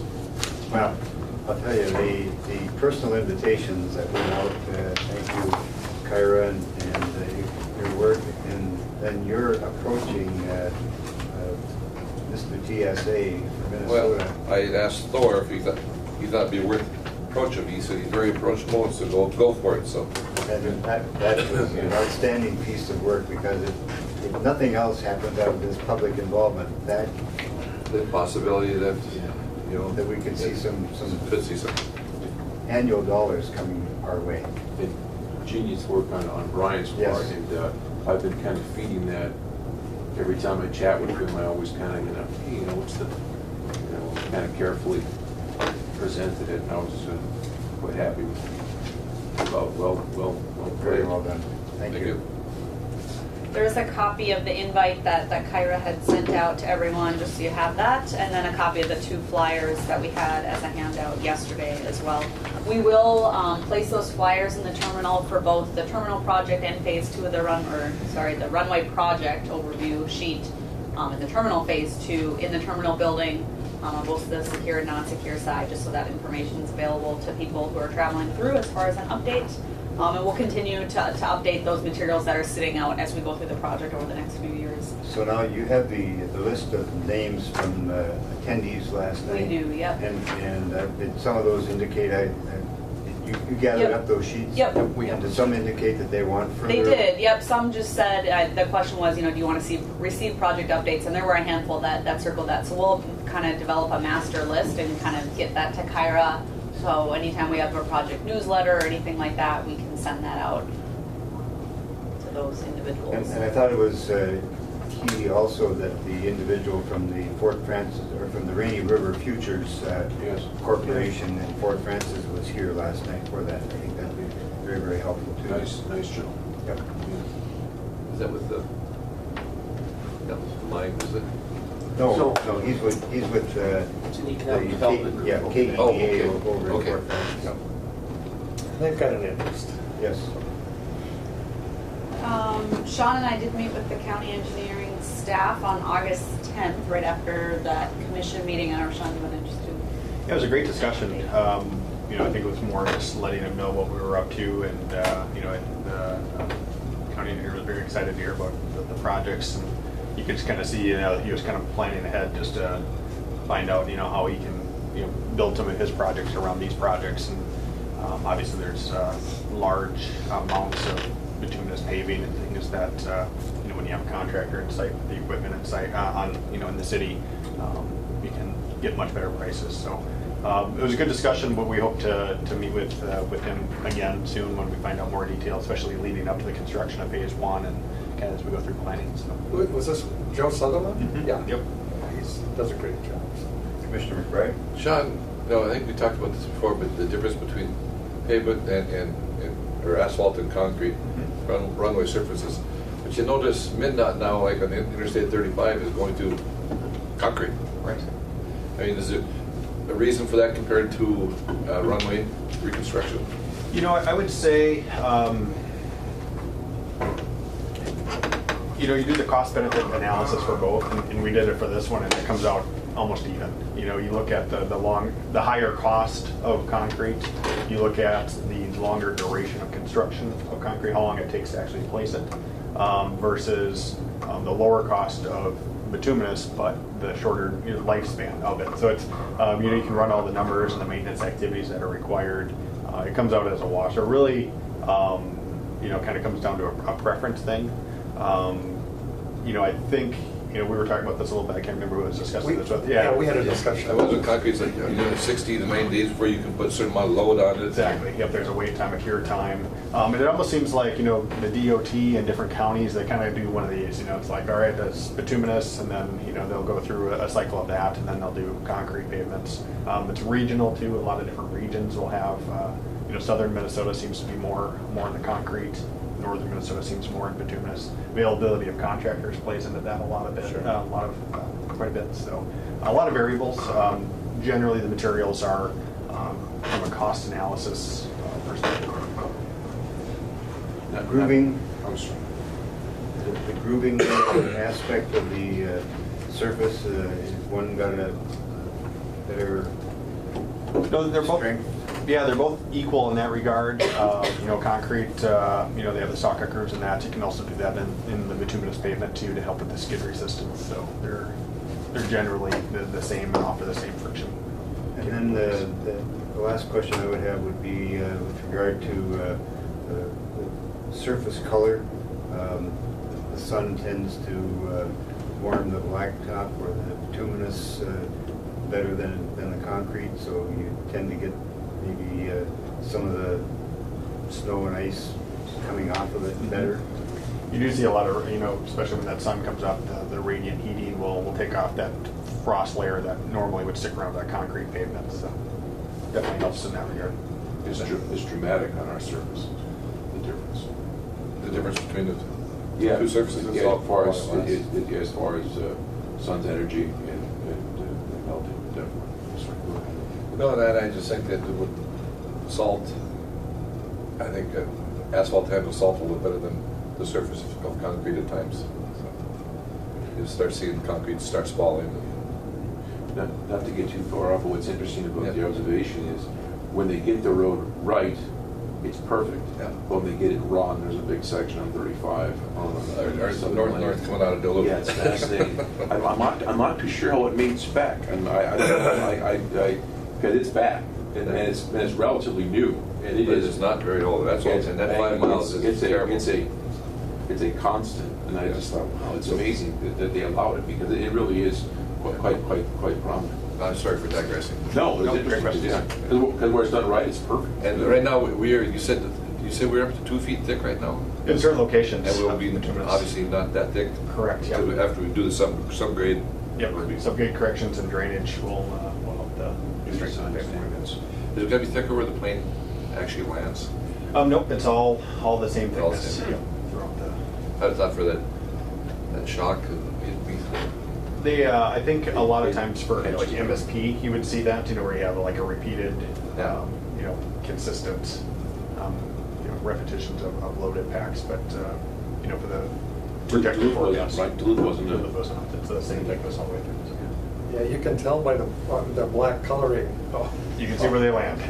We charge for landings, right? Did we charge the Air Force the other day for a touch and go? They touched those. I don't know if they touched or not. Boys come by saying hello. Yep. I bet when they come I up always board- like that. I always like. Did you see that, Bob? Yes, yeah, oh yeah, they rumble through the community. You're right. All right, so then the other piece that we passed out in that packet, if you remember back, starting in March, we started a passenger survey out at the terminal, and it's amazing how quick things have changed in this project. When we started that survey at the kind of earlier phases of that planning project, we weren't very hopeful that there would be any sort of temporary runway solution. We really thought that we'd be looking at a closure. So the survey was really focused on, trying to get preferences and thoughts on the likelihood of if people would use a multimodal option, a bus or something else. So it's just interesting to me, like how different we are now, and it hasn't actually been all that long between now and March. But just to kind of give you an overview, and we are still collecting these, and I think we'll continue to collect them here and into the fall. And we can always change the questions too if there's anything different that we want to ask. But just kind of asking, how often they're using the airport. They're kind of 1 to 2 times a year was pretty prevalent. We did get a high response from non-local people, so that would make sense that they're only using it a couple times. There were some that are traveling multiple times, twice a week or things like that. So there are some frequent travelers from the community that popped up in the survey as well. And then on the second page, kind of interesting is the purpose of their travel. Pretty heavy on the personal and tourism traffic. Business is only 12%. And I think that's, the flight times obviously we know aren't the most conducive to business. But also, we were doing this survey over that really a heavier tourism time, so it does make sense that that is a core component of your travelers, especially in the summer. Getting back to the business side, Mayor Anderson and I had an opportunity to meet with the head of the largest employer in this community, and he made it clear to us at the time that he needed a full-service airport with regularly scheduled airline service, but he couldn't operate it. So that's how vital it is to this community. That's critical. All the other stuff is certainly needed, but we'll never, that really put an asterisk on what we need. And I don't know what percentage of the folks visiting or leaving the plant for business, but they are very concerned about our schedule. They continue to call every month or 6 weeks. Is there anything that's going to change? Because, they have people that fly daily and for cause, and so it's kind of an issue. I like the comments, the restaurant and bar, I like that one. I wanted that from day one, but. Big Pride Brothers. Where's their priority? Big Bride Brothers, beer and brats. Yeah. Huh? Mr. Chair, if I could. Please.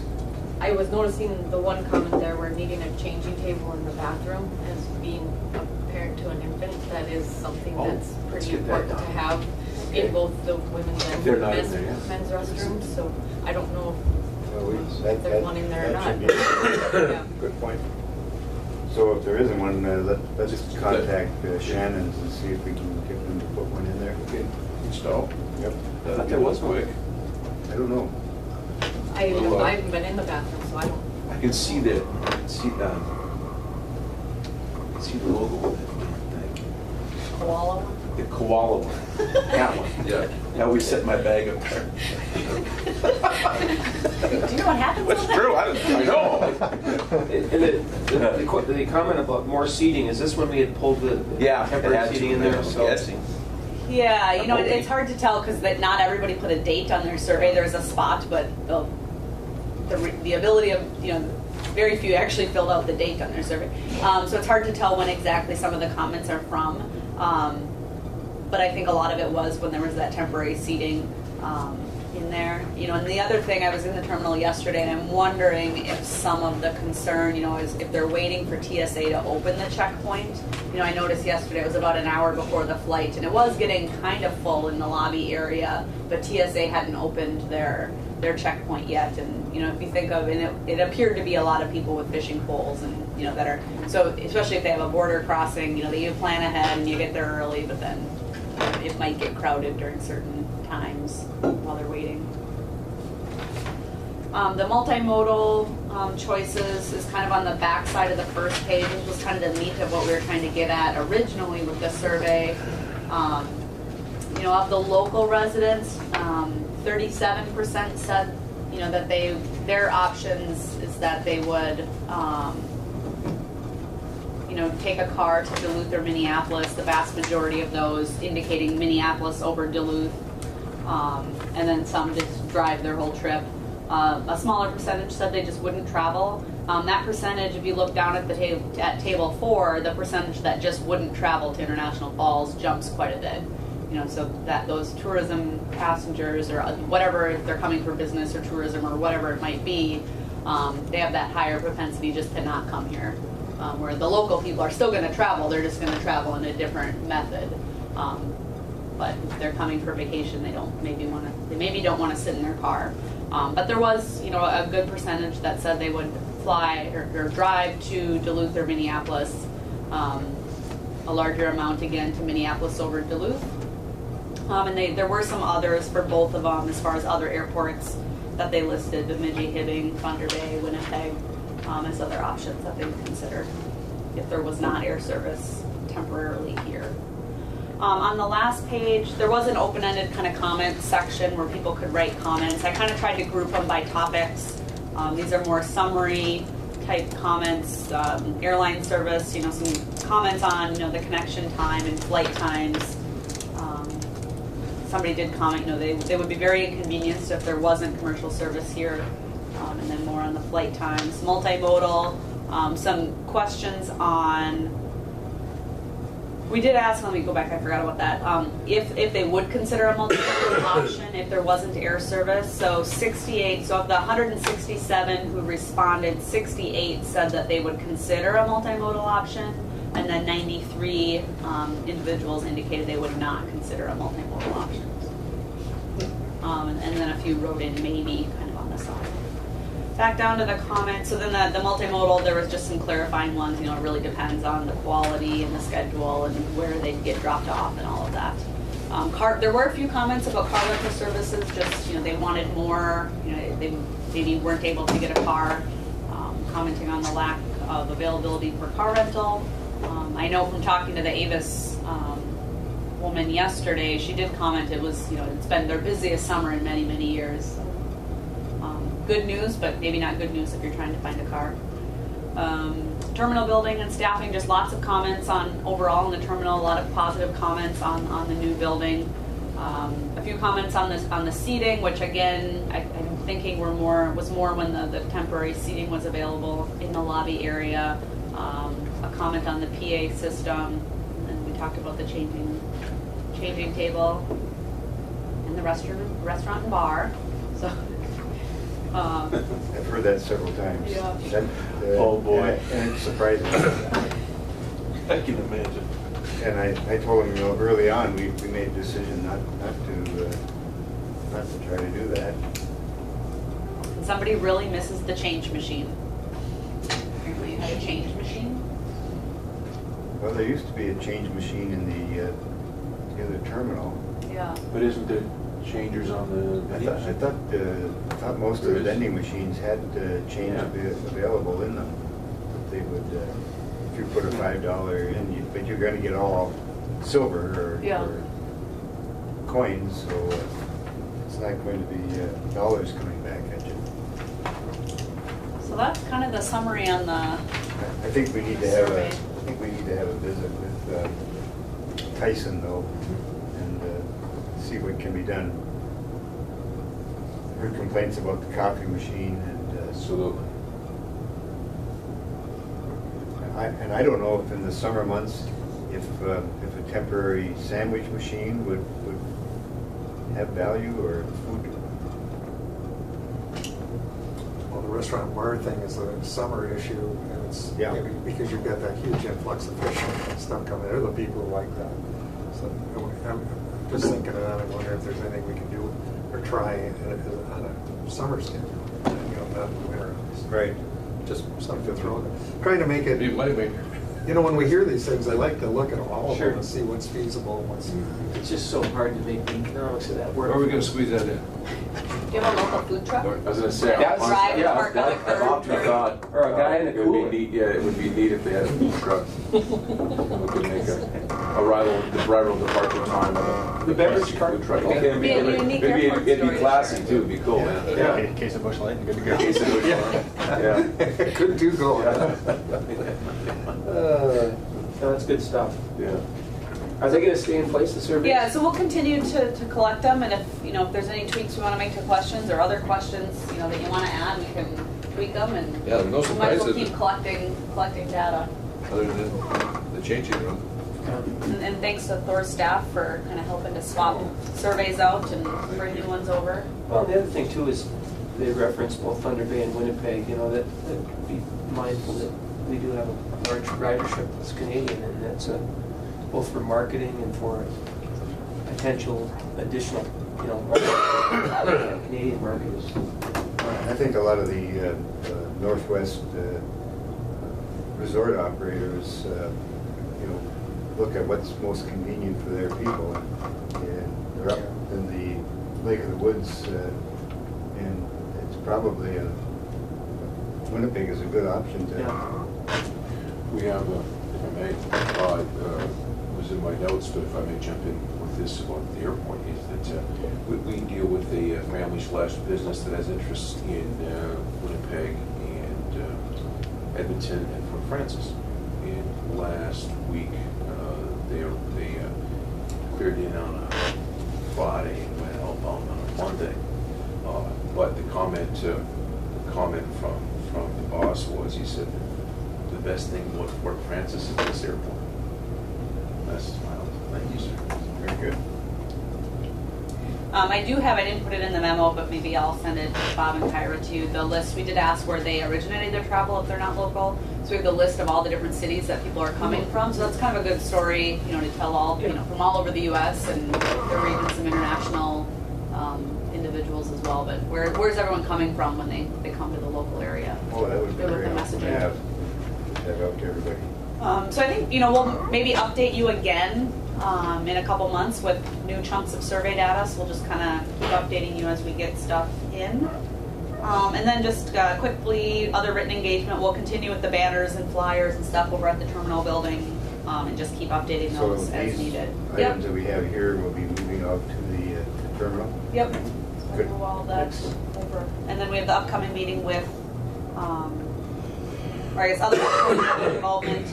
Just as an FYI, we are planning more kind of in the weeds airport tenant and user open house, probably in the springtime or late winter, to kind of get in the nuts and bolts of how is that shortened runway going to work and access and kind of the more pilot type discussion with those users, and then get information pushed out to them.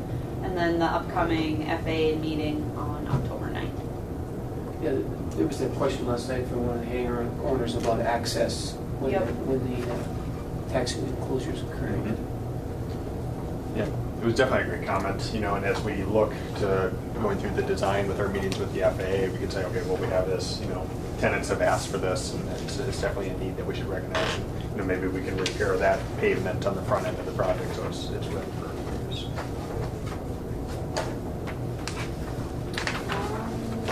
That's it on the public involvement update. Yeah, I think that's it for us. That's all. Very good. We'll keep bringing more paper. Thank you for You your. told me last night you had very little. We're done in an hour. If I remember right, the last meeting was 2 hours. It was 2 hours. Well, thank you for your efforts Yes, last night. I thank think you. that was Excellent. very well done. Thank you, Casey. Thank you, Information Sean. pieces that we have be able to share. I think all of those are all very helpful, and look forward to Steps. project continues. Happy to do it, thank you. Thank you. Thank you.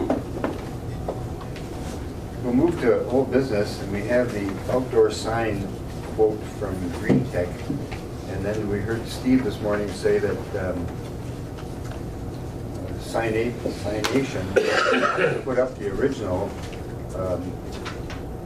willing to take it down, or willing to remove it and Buffett? buff it and maybe seal it or something. But that it could change a little bit of the look. And I don't know if that's, I don't know if we ought to try that first. But he was doubtful that they were going to participate in having Green Tech put up new letters. And so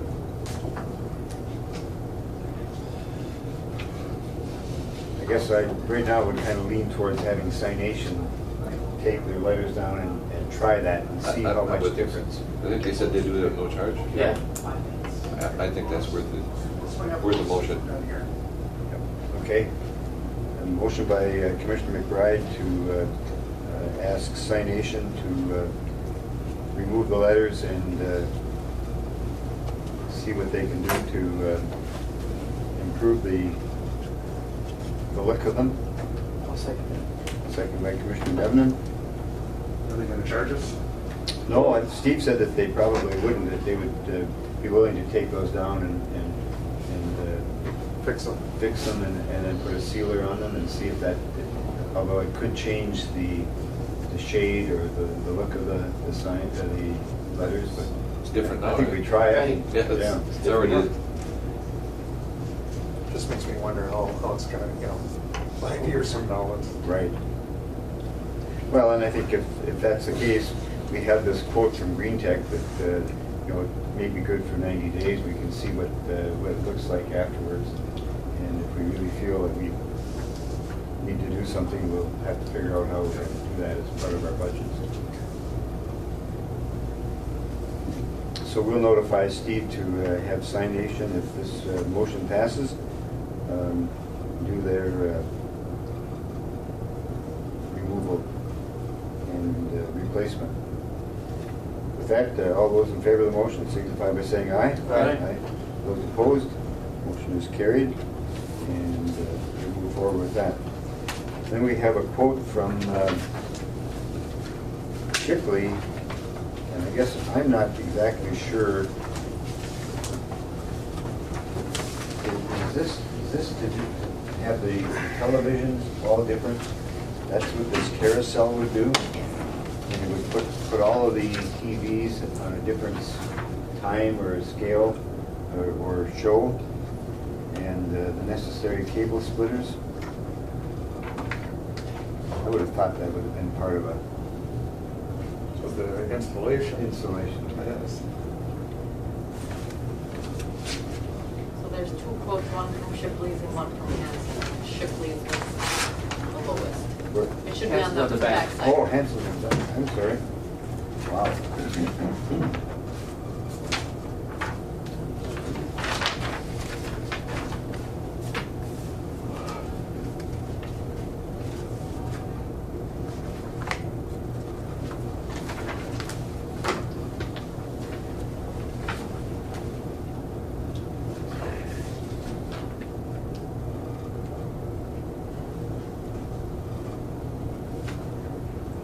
Well, there's no point in having, what, 4 or 5 screens showing the same thing within feet of each other. Do we have any monies in our maintenance budget that's not going to be spent this year? We should have some. You think enough to do 4,000? All right. I'll move then to accept Okay. Shipley's estimate for that work. Motion by Commissioner Nevenen to approve the Shipley quote for $4,030 to change the screens at the airport. Second. Second by Commissioner McBride. Discussion? Questions?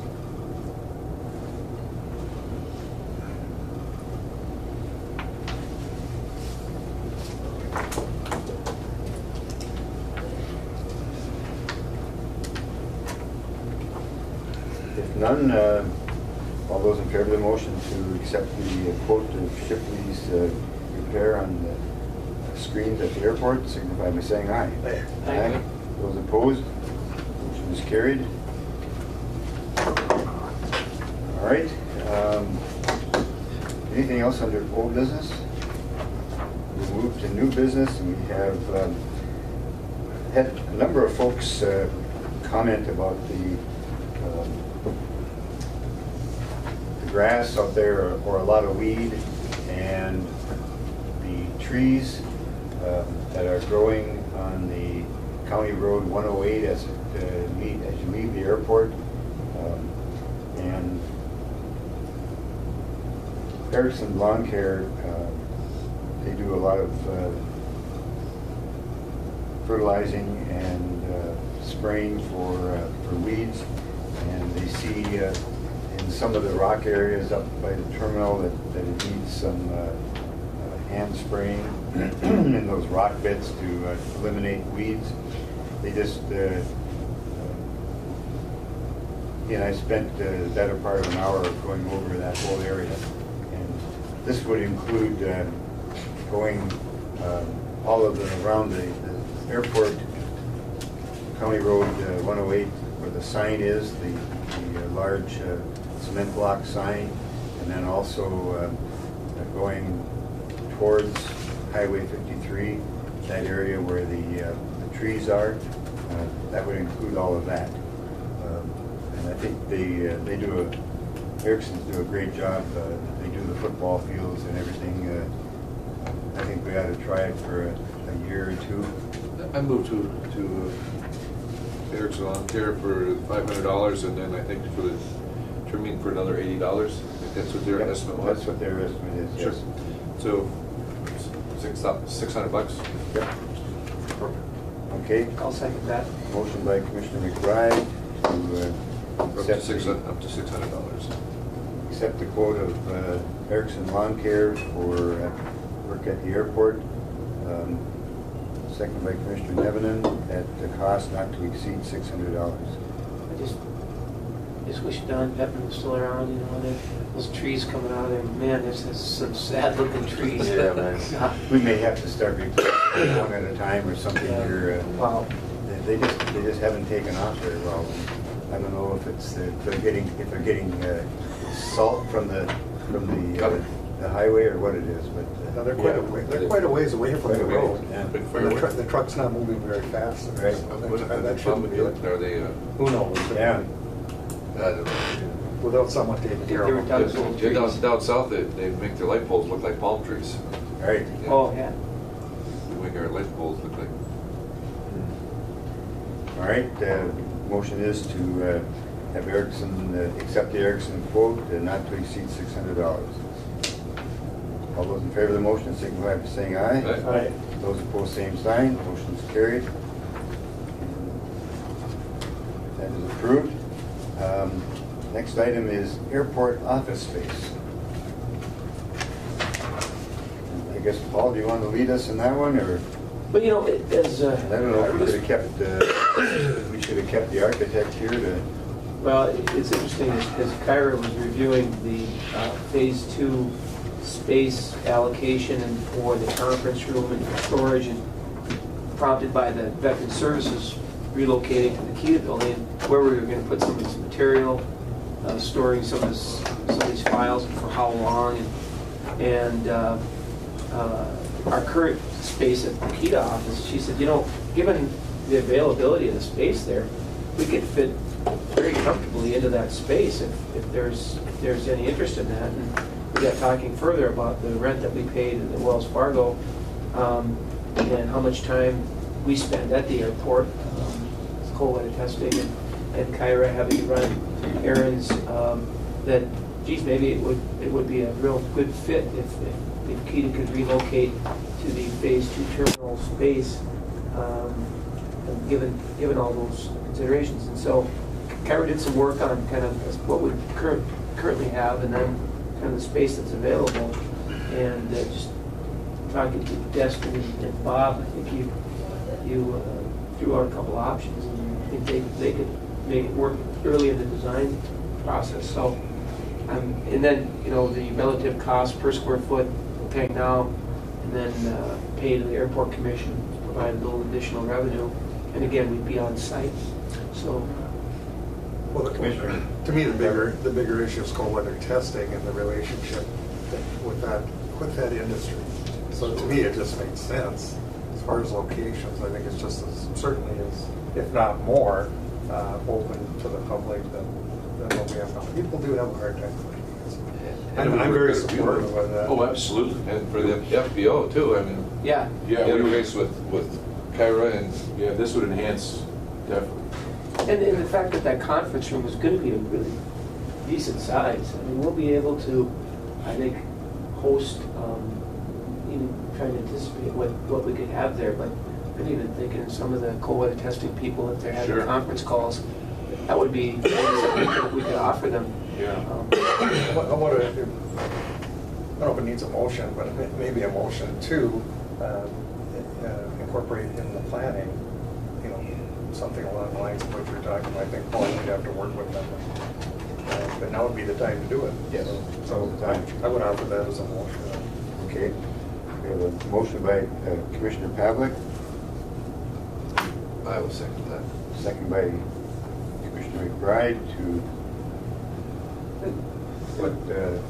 continue to explore the possibility of For planning purposes, so that I mean, Paul, you'd have to, I suppose, take it back to your board there too, and make Yep. sure they're okay with it. We raised it the other day at the Keita meeting, just we're exploring it. It's still exploratory, we'll have more information. But, you know, Kyra's just coming off a new house build, and she's been very good about sketching and Sketching. I really think Joanna and Paula's offices are way too big here. Well, she works with some 7 by sketchy 9. people, so- that's current, yeah. Yeah, there's closets bigger than that. Hey, it's Joanne, she's. I have a bit. Kyra, go ahead. Well, Destin drew up these drawings of two different options. One using the current footprint of what the space is going to be out there, and then it would just be a matter of adding, you know, a couple of, Partitions. yes, Yeah. walls inside. The other option would be to cut out a portion into the storage room, because the storage area is significantly large, which would provide additional space, but then there may be a small additional cost for that also. With the one option, it would be very minimal cost associated with that too. So it was great for him to, in short term, to draw up these. Put this together? Yeah, put it, just so you could see, you know. Looks good, I think. So you would be taking some of this, looking at this piece over here now, it would be taking some of that storage area, is that what you're talking about, or is there another? This is our current footprint. That's existing. This is That's where where we're they're at right wondering. now. Okay. So, Oh, this is what you have now? Yes. Oh, this is, okay. Yeah, that's at the Wells Fargo. Okay. And so this would be the proposed, and what is this down so here? that would be option B, which would take about 80 square feet out of the storage room. So the white box with the 175 in it, that would be what the storage space would be. Otherwise, the other option would be to leave the footprint the same for the office space, and then that storage space would also stay the same. But something you guys can look at and, you know, be part of the final. You're gonna have to work with, you know. Teddy can store some mops in the rooms. Well, I'm just wondering about files, airport commission files, that we would need to be storing in there also. Yeah, yep, and that's what that storage would be for, is all of the Because I think there airport is a files and whatnot. janitor's Yeah. closet Yep. in the phase 2. Yeah. And then, I guess I was trying to remember where our conference room The is. conference room is going to be further over here. I should have another one. Drawing here. cross tunnel. That's right up here. So this footprint here would be the office space, and then the conference room is this area over here, which I'm guessing is approximately the size of this room here. And that would be the future airport commission meeting, Yes. conference room Yep. and other, and I believe that was always kind of the plan, to move the airport administration to that area. Okay, motion is to go forward with planning and the redevelopment of the Obviously, that's not reversible. airport phase 2 building for including the KEDA office Which is not accessible. and co-weather testing office. So further discussions or questions? So, Mr. Chair, the question would we be looking at what a dollar figure would be to do that? Is that, are we just preliminary right now? I think it's kind of preliminary, but like I said, if we move that one wall of the storage building, or the storage room, there will be a small cost of moving that wall. But the cost again is going to be very minimal, because nothing's been done yet, so it's. It's all open space right now. Right. None of this is weight bearing. Yeah. Yep. So it's probably going to be a matter of where do you put the metal studs? All right. Continue down that road, and so we're going to leave it that Commissioner Nevin, you've got the lead with the architects on getting any redrawing to whatever necessary. Bring it back, yeah. Yep, okay. All those in favor of that motion signify by saying aye. Aye. Aye. Motion is carried. Okay. All right. Pull me back as quickly. Item C is a additional baggage cart. We've heard that the folks like that new baggage cart availability, and then the second one, what was the cost of that? I left it at the office, but I believe it was under $700 if I remember correctly. I believe it was closer to like $550. Okay. Commission's pleasure with purchasing a second one then for We would fit that in? Well, motion by Commissioner McBride, I'll second that. second by Commissioner Nevenin to purchase a second baggage cart for the terminal. Discussion? All those in favor of the motion signify by saying aye. Aye. Those opposed? there's Motion is carried. you report on that. The LASAC meeting is 2 weeks from now. I don't know if anyone is interested in going to that. It's going to be at the Minneapolis-St. Paul terminal.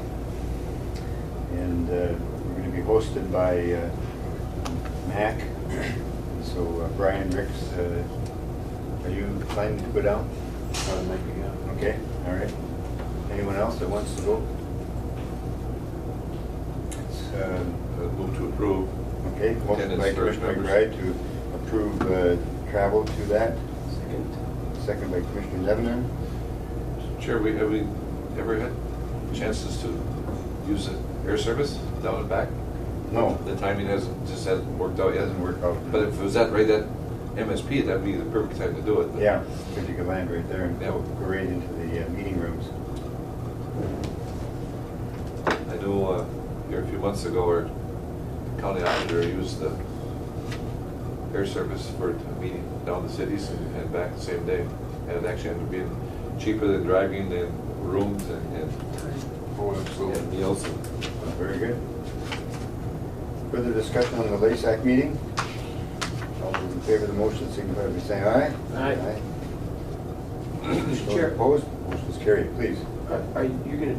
I'm going to go there, yes. As chair, I will. Yes, very good. Thank you for that.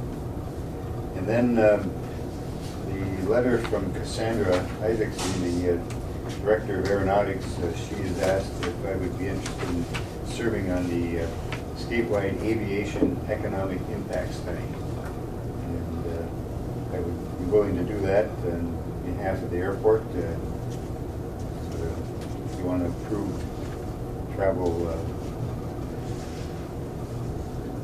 They're anticipating four times meeting over a year and a half period. yes. I would move on that. Motion by Commissioner Nevenin to approve travel for Chair's participation in the MnDOT Aviation Economic Impact Study for airports in Minnesota. Second. Second by Commissioner McBride. Discussion? Are they gonna move those locations around, or is it gonna be? I don't know. The first one is at the aeronautics headquarters, but I'll ask that. I think that would be good if they would do that. At least move it up north to Brainerd. Well, bring it or Duluth, yeah. Yeah. I mean, Let me go. The meeting that MnDOT's hosting, they probably will continue to have it at their place. But they may be That's willing to all right. move it. That's all right. Further discussion? All those in favor of that motion signify by saying aye. Aye. Motion is carried. Thank you. Is there anything further on the Schoberg property?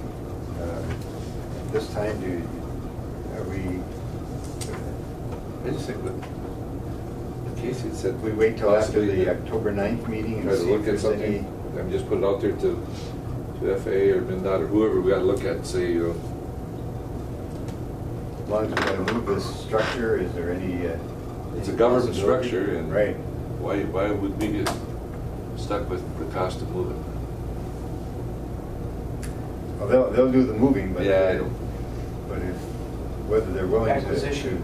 do any acquisition with it, I don't know. That's worth a try. I think it's a good topic to add to the agenda for the night. All right. And again, there's a blood issue there. Right. If that place or else What's that explosive called? Tannerite. It's a Tannerite issue. All right. We'll wait to hear on that one. Thank you. We'll keep that on the agenda too, along with the others. If not, we'll move to the manager's report. Sir, here we go. One thing that Steve did not cover, and I'm not sure that, and I know it's being addressed with the grinder pumps for the sewer system on the new terminal building.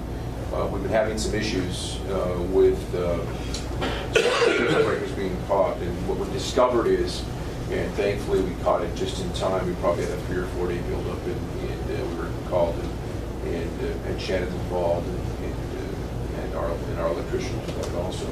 Overly simplified, the wire is underrated from the point of where the grinder pumps are energized, the distance to the breaker panel of the box. So we're going to be replacing that wire with a larger wire and a larger breaker. So obviously a really important issue. Thankfully, the first time it came to our attention about 3 weeks ago, we caught it just in the nick of time. It was wasn't a pretty picture. The details don't need to be shared. It was an odor plus a physical. Thank you. Generator that was removed from the old terminal building and the handicap lift, which we have not used now for at least 7 or 8 years. Wonder if the permission for the commission to put those on a sealed bid. The handicap lift again will not be used ever again. It was all the way back to Ray Strike, the SCH. We worked with Stuart Stevenson to design that. It's hard to believe that's 25 years ago, which is crazy. Parts are not available. It's antiquated. We haven't used it in the period of time since Masaba came on. So that's one thing. And the other thing is the generator that was just removed from the terminal. So we would put both of those up for On a sealed bid, I would suggest, yeah.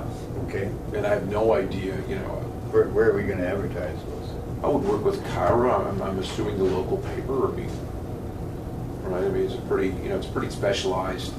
I'm assuming with the handicap lift, because it's such a specialized piece of equipment, it's going to be a copper/lead, would be a salvage situation. Does the generator have value? Generator has value. I'm assuming a few thousand, ballpark. Yep. I think that's really Ballpark. Should we do the Duluth paper, or is that a stretch? Sure. I don't know. I think there's some websites that you can go on, even locally, but some websites you go on and post mechanical equipment like that for sale. You can put it on bid or just an ask price. Kyra and I can work on that together. Okay. Something like that. Motion then to declare the handicap lift and the generator as excess property, Excess surplus property. surplus property to be open for bid. I would move on that. Motion by Commissioner McBride, second by Commissioner Nevlin. Discussion? All those in favor of the motion signify by saying aye. Aye. Motion is carried. Have you move forward with that? Thank you. We survived our you're smiling. We survived our 139 inspection. That was interesting, to say the very least. We had for whatever reason, we had the unlucky draw of the gentleman that's our new inspector was accompanied by the number 2 person in the FAA's 139 inspection. So the gentleman that we had the inspection from, he was, shall we say, excessively dotting I's and crossing T's. To give a little historical past, our write-ups or indiscretions have been 1 or 2 here or there over the years. I believe last year, Sean, correct me, I think we were discretion-free last year, I think. And this year, after 3 intense days, there was a 3-page 8-item indiscretion plus subtext of each one of the indiscretion, which is kind of interesting. To that, when he left International Falls after 3 days of inspecting us, when he went to Hibbing, Minnesota, and worked with Sean, the boss had left and went back to D.C. and then he was on site at Hibbing for 18 hours, I believe, with one discretion. So, interesting. I use that terminology, interesting. It's hard to believe that every year they can come up with more and more requirements, more and more documentation, more and more justification of documentation, proof of documentation, more photos, etc., etc. As an example, we are required now, they want us to have a wildlife control committee. So they want us to form a committee of people in the area that we're supposed to meet on a regular basis and document the meetings, and a binder/folder that states that we're having meetings with ideas of how to control the wildlife on the airport. So I was asking some questions, and it became very apparent that, kind of back to what I said to Wade about just saying yes, the dialogue and discussion. It was very, very clear. Thanking the SEH team, Benita and Casey and Sean were very, very helpful. I don't know if they want to chime in a little bit, but it's interesting, a good definition. It's very fair. Fair. And a lot of the things they brought up have been there for 5 years, so it's not. It just they passed the last inspection and now they're choosing to call out. And I think it was mainly because the higher level of screening. As an example, on a taxiway, some rutting that exceeded the 1.5 inches or whatever it is. It's 1.5 inches, so we're allowed 1.5 inches rut off of the hard surface on the grass or the edge surface. And this is just an example of how retentive it was that he looked at that. There was a strip, I'm guessing, 20 feet long, one set of tire tracks from snow removal, which happens obviously. And he measured it, and he didn't like that, and he literally made us note him that until we repaired it. And one of my staff members, Haney, said, "Well, okay, we'll fix it." And the guy said, "Well, what do you mean?" And he said, "Well, we'll fix it now." And he said, "Well, what are you gonna do? He said, well, I'll run and get the loader, and we'll get some fill, and we'll fill it. And he asked, well, what are you gonna do if the equipment breaks down? And he's, well, I'm thinking we'll take a shovel and a rake and we'll get it done. He wanted documentation of that. That is honestly, that's nonfiction. I could go on for an hour. I mean, it's fascinating to say the very least. I thought you had a wildlife committee with Jackson and Kerry Myers and Schneider. I point that if yes, and of course that the sharing of knowledge. Of, you want to tell them how you get this done, but it gets done. Right? It's a catch-22. If you, on the inspection by wildlife, if you say no, we never deer inside the fence, quote unquote, you're lying. They told us this. And but oh my God, if you report it on your daily, by the way, which they're now we have a new binder. Literally, these are daily, okay, daily reports. Double check, by the way, that our wildlife documentation now, they told us when they return next year, they're going to match the arrival time of the airline. So when we do our wildlife surveys, we can't just say, okay, as an example, the flight arrives at 11:25 a.m. We've done our survey at 11:05. He said, nope. He said, I want specific times and dates because we're going to match the actual arrival time of the airline to your data. We said, fine, we do anyway. That's great. But that's literally 24 hours a day, 365. And the discussions were frustrating because if there wasn't a right answer, there wasn't going to be a right answer to paint yourself in a corner. I definitely see coming in, and maybe Sean could chime in too, is that they're not happy with the fence line, that it's not buried under the ground with a specific depth, specific angle towards the exterior of the fence. So I'm assuming that's coming down the pike soon, and we'll see where it's at. I was being facetious when I said that, but I didn't know it was true. Oh, it's unbelievable. The other thing is, it's true. There was dialogue on signage requirements on access roads.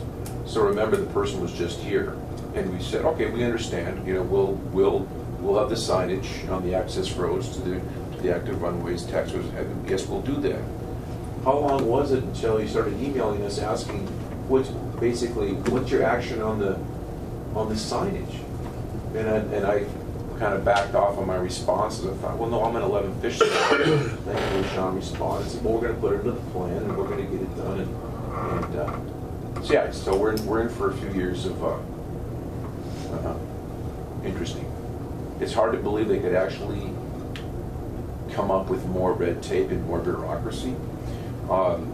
During that process, I shared with them, not from a braggart perspective, but just the truth. I shared, yes, we're about safety here. We're very concerned about safety.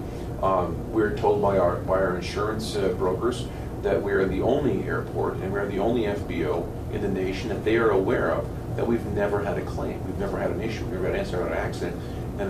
So obviously we're taking our job seriously. And he went, oh, that did not, historical data did not, that didn't, Didn't weigh in. no, it didn't. So anyway, other than, Does not compute. no, that's not part of their world, which is fascinating. So just letting the group know that there's going to be a significant more of detail with that. And so there.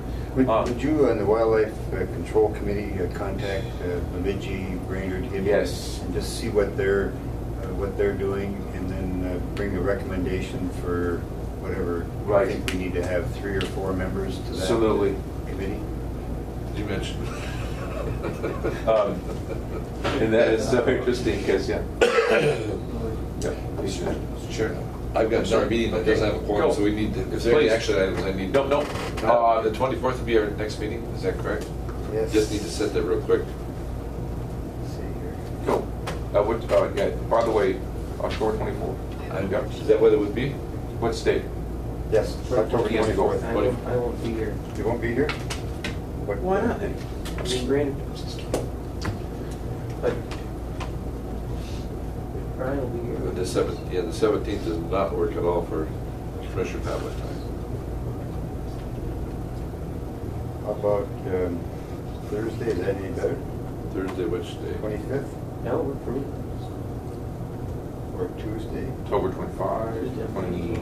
Tuesday, you'd be having a meeting on the 23rd, wouldn't the county board would be meeting that day? Let's see, yes, we have county board that day. Okay, so would the 25th be better? Any problems having it on a Thursday? No, what, I 25? guess problems for you folks? Yeah, unfortunately, that's the, SEH's corporate structure has their annual meeting on Thursday. okay. so- 18th, I'm out of town. The 31st? October 31. 31? I know we've got a Rainy Lake Medical Center board meeting that morning at 7:30. So I'm tied up there.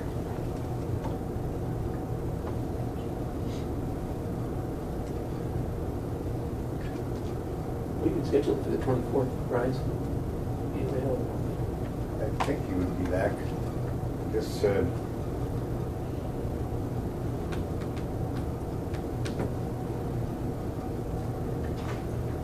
go ahead with the 24th for now, all right? October 24, 8 a.m. Yep. Yeah. Okay. Chair, is there any more action items? Oops, Secretary has That I one have. item here, just apologize there. hold on the manager's report for a minute. Sure. I just have the one in regards to the Fort Francis vacation guide. If we want to put another advertisement in their vacation guide over there.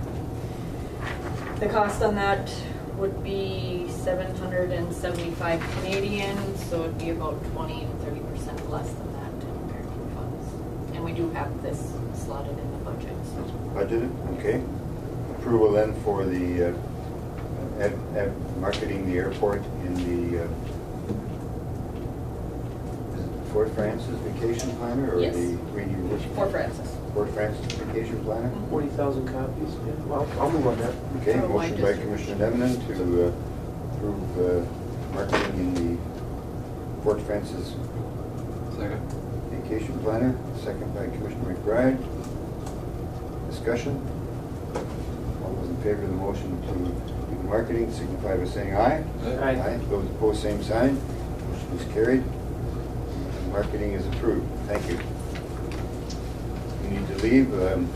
Yes, Commissioner Nevin, or Commissioner Pavlik is coming back down, but I hope so, but I got another meeting I was waiting He for. probably got for- lost. He probably got Alright. lost. Good luck. further, Real quickly, tell me what, Sean, this October 9 meeting with FA, what time and where is that? I believe it is at the ADO at, we just said 10 a.m.? I think noon is what Tracy said. that's the one that Tracy has set up. Yep. Should we send the information out? FAA. Yes. The call-in or the local, or the, Let me pull it up right now. what do you got? From your perspective, a call-in would be quite adequate. Aye. Just a normal, do a go-to meeting where if you wanted to log onto the computer, you can see the drawings. Got it. So noon or 10, what do you got? It's noon. Noonish? Yeah, noon to 2, a 2-hour block of time. Good. Bring your own lunch. Gotcha. That works out well. Let's see, what else? Back to the 139 inspection was kind of interesting. They wanted the maintenance records for the new generator. And we said, we literally just transferred over to the new generator, which we had 2 weeks earlier, right? And, well, we still need something. So, okay, we can show it to you. It's literally 0 hours. I mean, it's, you know, I'm not sure what means we could do in a month, whatever. But anyway, so that's That's a level of detail that there's, limitless. yeah. Yeah, soon it'll be the bathroom inspection, I'm sure. But that's it, thank you. of crime. Well, sounds like it was an interesting audit and interesting visit. Yes. Sean's generous. And was there anything that the commission needed to do with any of the items that they recorded, the 8? I don't think so. I don't think there was anything. They were all minor in nature. I mean, they're gonna come up in the projects. Yeah. Right. Very good. All right. Thank you. Thank you. Secretary's report. All I have then is the employment records, which if you will take a look, was up 424 for August, which is a significant amount. That's been our largest month so far this year. So. Terrific. Wow. Excellent. That is interesting that August would be the largest. That's what I shared Employment month. at a couple of meetings ago. For some, June used to be that used to be the big deal, and now it's definitely moved later in the summer. And the corporate/fishing traffic is the same way. We see it trending that way. Yeah, that outbound's already over 12,000. That's just terrific. It's very good. Thank you. Further, Secretary. That's all I have. Thank you. Commissioner Lebanon, anything to bring to the... I just had a couple thoughts, and talking about the inspection and dealing with the bureaucracies at various levels, and whether it's inviting the FAA here, and they've been here as meeting with the team, or even having the TSA here in person. It's amazing the dynamic and face-to-face what that means to these folks. I mean, he's already trying to take action to help us. Having the FAA here, maybe we're that charming, I don't know, but it does make a difference to have those folks on the ground here, and so good work to the whole team there. Very good. The other thing I was thinking about, and I know Thor doesn't take enough credit for this, but the amount of international traffic that comes through here, and I think you just handled it very well in terms of taking care of it and quick turnaround. But I was wondering too, was looking at phase 2 and just what's happening with that. If it would be appropriate at some point to invite the port director, Mr. Jackson, here to a meeting and just, I don't know if there's anything he can report on updates or just to invite him here. I don't know if that's of value or not, but I just had a thought when I was listening to some of your stories about dealing with the personnel over there and how that's working very well. An opportunity for us to keep that relationship as strong as we can. And just one final thought is on artwork for the new terminal. I know we've been talking about it. I know the park has expressed some interest. We talked about local artists, but I'd like us to continue to kind of look at some options there. So that's all. And Bob, you looked at some of those prints that we're holding for the building. Yeah, we've got to take and change out some of the framing on those and see if we can maybe give it a little more, I would call it a little more modern look to the, because I think the photos are fine, but I just think they need to be presented in a little different fashion. And I did contact Linda Joyce. She wanted more information on them, so I'll have to come out to the airport and take a look on better sizing and what exactly it is that, what kind of framing we want. So. Well, and I'm not sure that maybe framing might kind of be out when you talk about more of a modern look. I think that you're seeing a lot of photos being placed behind glass and just having the glass placed. And I don't know, you folks have anyone that does work in that area that might give us some suggestions, or? Yeah, we could ask. Our corporate communications group does those types of installations for different SEH corporate things, and then we have others that, or maybe we could ask Destin too. He might have some ideas. All right, that'd be helpful. Thank you. Further? That's it. All right. I think all of my items have been taken care of under the LASAC meeting and the economic impact study, so look forward to getting your reports on those. With that, next meeting then is October 24th at 8 o'clock. And if there's nothing further, We'll stand adjourned. Thank you. Just in time.